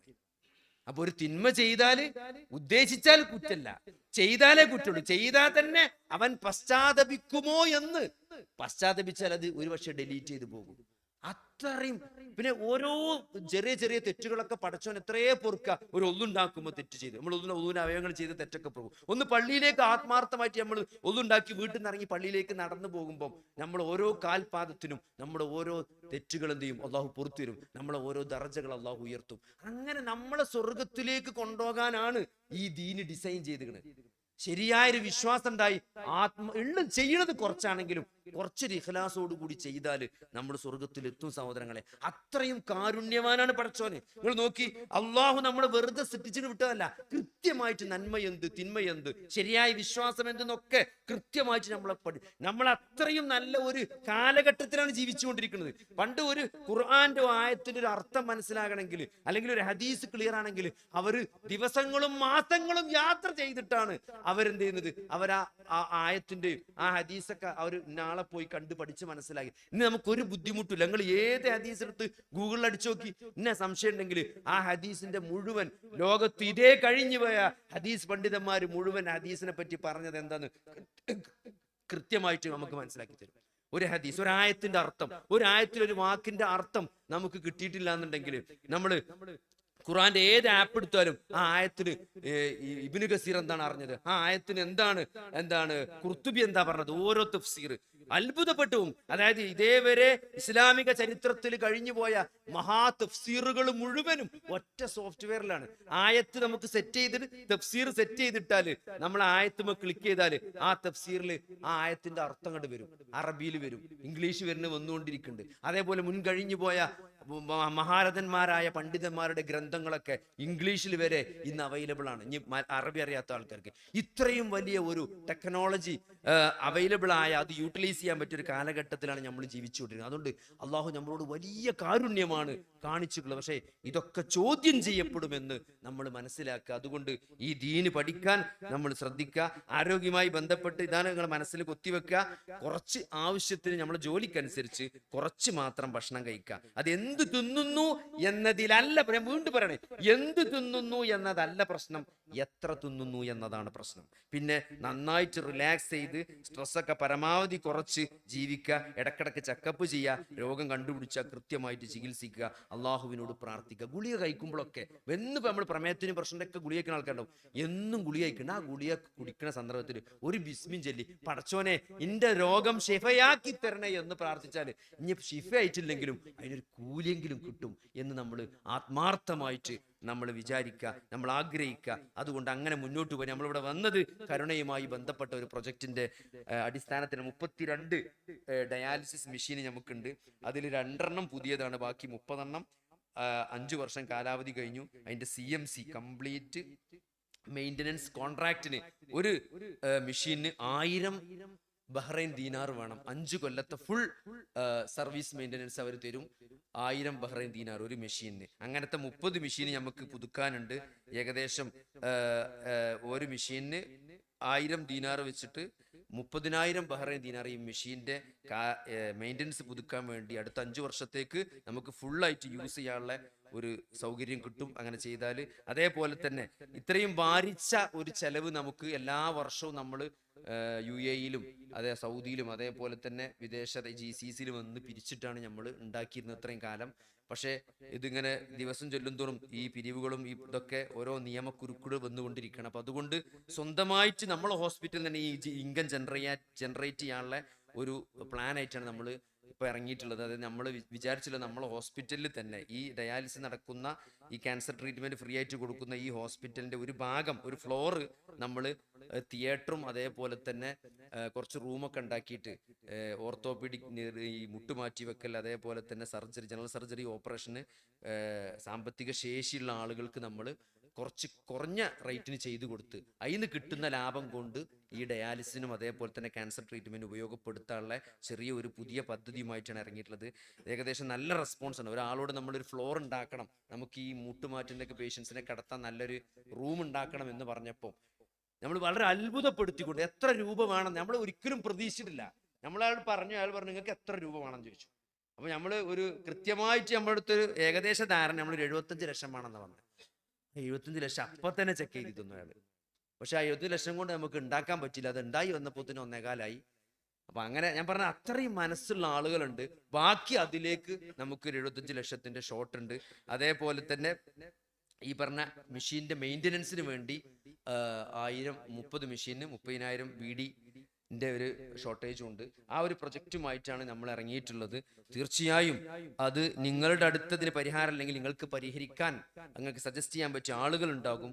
ഇതൊക്കെ വലിയ പ്രതിഫലം നാളെ ഞാൻ പറഞ്ഞില്ല, നമ്മളൊക്കെ മരിച്ചു കഴിഞ്ഞാൽ ഈ സമ്പത്തും എല്ലാം നമ്മളിൽ നിന്ന് അതിന്റെ കൈകാര്യകർത്തം നമുക്ക് നഷ്ടപ്പെട്ട് നമുക്ക് അതൊക്കെ പോയുന്ന ഒരു അവസ്ഥ നമുക്ക് വരും. പിന്നെ നമ്മുടെ ഖബറിലേക്ക് വരുന്നത് നമ്മൾ നിലനിൽക്കുന്ന എന്തെങ്കിലും ജാരിയത്തായ നമ്മൾ ചെയ്ത സ്വതക്കകളും അതേപോലെ തന്നെ നമുക്ക് വേണ്ടി ആത്മാർത്ഥമായി പ്രാർത്ഥിക്കുന്ന സന്താനങ്ങളും മാത്രമാണ് പിന്നെ നമ്മുടെ അക്കൗണ്ടിലേക്ക് വരുള്ളൂ. പിന്നെ നമ്മളെ കാത്തിരിക്കുന്നത് വിചാരണ മാത്രമാണ്. കർമ്മങ്ങൾ ചെയ്യാൻ നമുക്ക് പിന്നെ ഒരു ആയുസോ ഒരു ചാൻസോ പിന്നെ അള്ളാഹു തരൂല.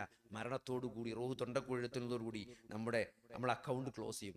നമുക്ക് ചെയ്യാനുള്ള സ്വാതന്ത്ര്യം പിന്നെ ക്ലോസ് ചെയ്തു. പിന്നെ നമ്മൾ ചെയ്ത ജാരിയാത്തായ സ്വതക്കകളും നമുക്ക് വേണ്ടി പ്രാർത്ഥിക്കുന്ന സന്താനങ്ങളും നമ്മൾ ആർക്കെങ്കിലും വല്ല ഇൽമും പഠിപ്പിച്ചിട്ടുണ്ടെങ്കിൽ അതുകൊണ്ട് അവർ അമൽ ചെയ്യുമ്പോൾ അതിന്റെ പ്രതിഫലം കൂടി നമുക്ക് അക്കൗണ്ടിലേക്ക് വരുള്ളൂ. പിന്നെ നമുക്കൊന്നും ചെയ്യാനുള്ള അവകാശമല്ല. അതുകൊണ്ട് ഈ ഒരു ചെറിയ ആയുസ്സിലെ ഈ ചെറിയ ജീവിതം നമ്മളെ അടയാളപ്പെടുത്തിയിട്ട് മരിച്ചു പോകുക. ഒരു സുഹൃത്ത് ഒരിക്കൽ വിളിച്ചു പറയണേ, 35 ലക്ഷം റുപ്യന്റെ കയ്യിലുണ്ട്. അദ്ദേഹം പറയണേ, 35 ലക്ഷം റുപ്യന്റെ കയ്യിൽ ഇപ്പുണ്ട്. നിങ്ങൾക്ക് എന്തെങ്കിലും എന്റെ മരണശേഷവും എന്റെ ഖബറിലേക്ക് വന്നു കിട്ടുന്ന എന്തെങ്കിലും വന്നു ചേരാൻ പറ്റിയ എന്തെങ്കിലും ഒരു പ്രൊജക്റ്റുകൾ ഉണ്ടെങ്കിൽ ആ 35 ലക്ഷം ഞാൻ തരുന്ന അദ്ദേഹം പറയും. അങ്ങനെയൊക്കെ ചിന്തിക്കുന്ന ആളുകൾ നമുക്കിടയിൽ ജീവിച്ചിരിക്കുന്നുണ്ട്. ഞാൻ മരിച്ചാൽ എന്റെ ഖബർക്ക് വരുന്ന എന്തെങ്കിലും ഒരു സാധനം ഉണ്ടെങ്കിൽ ഞാൻ ഇപ്പം 35 ലക്ഷം തരുന്ന പിടിച്ച് നടക്കുന്ന ആൾക്കാരുണ്ട് ഇവിടെ. അതുകൊണ്ട് നമ്മുടെ ഖബറിലേക്ക് ഇതൊക്കെ നോക്കി നമ്മളെപ്പോഴും പറയുന്ന കാര്യമാണ്, ഞാൻ മരിച്ച എന്റെ കുട്ടികൾ എന്താ ചെയ്യാ? എന്റെ 4 കുട്ടികൾ പെൺകുട്ടികൾ അവരാരെ കെട്ടിക്കുക, ആരാ വീട് വെച്ചുകൊടുക്കുക? എന്നാൽ സഹോദരങ്ങളെ, നമ്മൾ മറന്നു പോണൊരു കാര്യമുണ്ട്. നമ്മൾ മരിച്ചാൽ നമ്മളെ ഖബറിൽ നമ്മളെ ആരാണ് രക്ഷപ്പെടുത്തുക? നമുക്ക് അത്രയും കർമ്മങ്ങളുണ്ടോ? നമ്മൾക്ക് അത്രയും ധൈര്യമായി മരിക്കാനുള്ള കർമ്മങ്ങളുമായിട്ടാണോ നമ്മൾ പോകും? നമ്മുടെ ഖബറിലെ നമ്മുടെ അവസ്ഥ എന്ത് എന്ന് നമ്മൾ ഒരു നിമിഷ നേരത്തെങ്കിലും ആലോചിക്കേണ്ടതുണ്ട്. അതിനുള്ള വലിയൊരു അവസരമാണ് ഇത്തരത്തിലുള്ള പരീക്ഷണങ്ങൾ. അതുകൊണ്ട് അള്ളാഹു ഈ ഒരു പ്രൊജക്റ്റിനെ നിങ്ങൾ ഏറ്റെടുക്കുക. അള്ളാഹു അത് വിജയിപ്പിക്കാൻ നമുക്ക് തൗഫീഖ് നൽകുമാറാകട്ടെ. റബ്ബനാ ആതിനാ ഫിദ്ദുനിയ ഹസനതൻ വഫിൽ ആഖിറതി ഹസനതൻ വഖിനാ അദാബന്നാർ. അല്ലാഹുമ്മ ഗ്ഫിർ ലിൽ മുഅ്മിനീന വൽ മുഅ്മിനാത്ത് വൽ മുസ്ലിമീന വൽ മുസ്ലിമാത്ത്. അല്ലാഹുമ്മ അഇസ്സൽ ഇസ്ലാമ വൽ മുസ്ലിമീൻ വഅദില്ല ശിർക വൽ മുശ്രിക്കീൻ. റബ്ബനാ ളലംനാ അൻഫുസനാ വഇൻ ലം തഗ്ഫിർ ലനാ വതർഹംനാ ലനകൂനന്ന മിനൽ ഖാസിരീൻ. റബ്ബനാ ഹബ് ലനാ മിൻ അസ്വാജിനാ വദുർരിയാതിനാ ഖുർറത അയുൻ വജ്അൽനാ ലിൽ മുത്തഖീന ഇമാമാ. اللهم أحينا على الكتاب والسنة وأمتنا مع الإيمان والتوبة. توفنا مسلمين وألحقنا بالصالحين. ربنا لا تزغ قلوبنا بعد إذ هديتنا وهب لنا من لدنك رحمة إنك أنت الوهاب. اللهم يا مقلب القلوب ثبت قلوبنا على دينك. اللهم يا مسرف القلوب سرف قلوبنا على طاعتك. اللهم انصر إخوان المسلمين مستضعفين في فلسطين. اللهم انصر إخوان المسلمين المسلمين في فلسطين اللهم انصر إخوان المسلمين مستضعفين في فلسطين آمين آمين برحمتك يا أرحم الراحمين اللهم صل على محمد وعلى آل محمد والحمد لله رب العالمين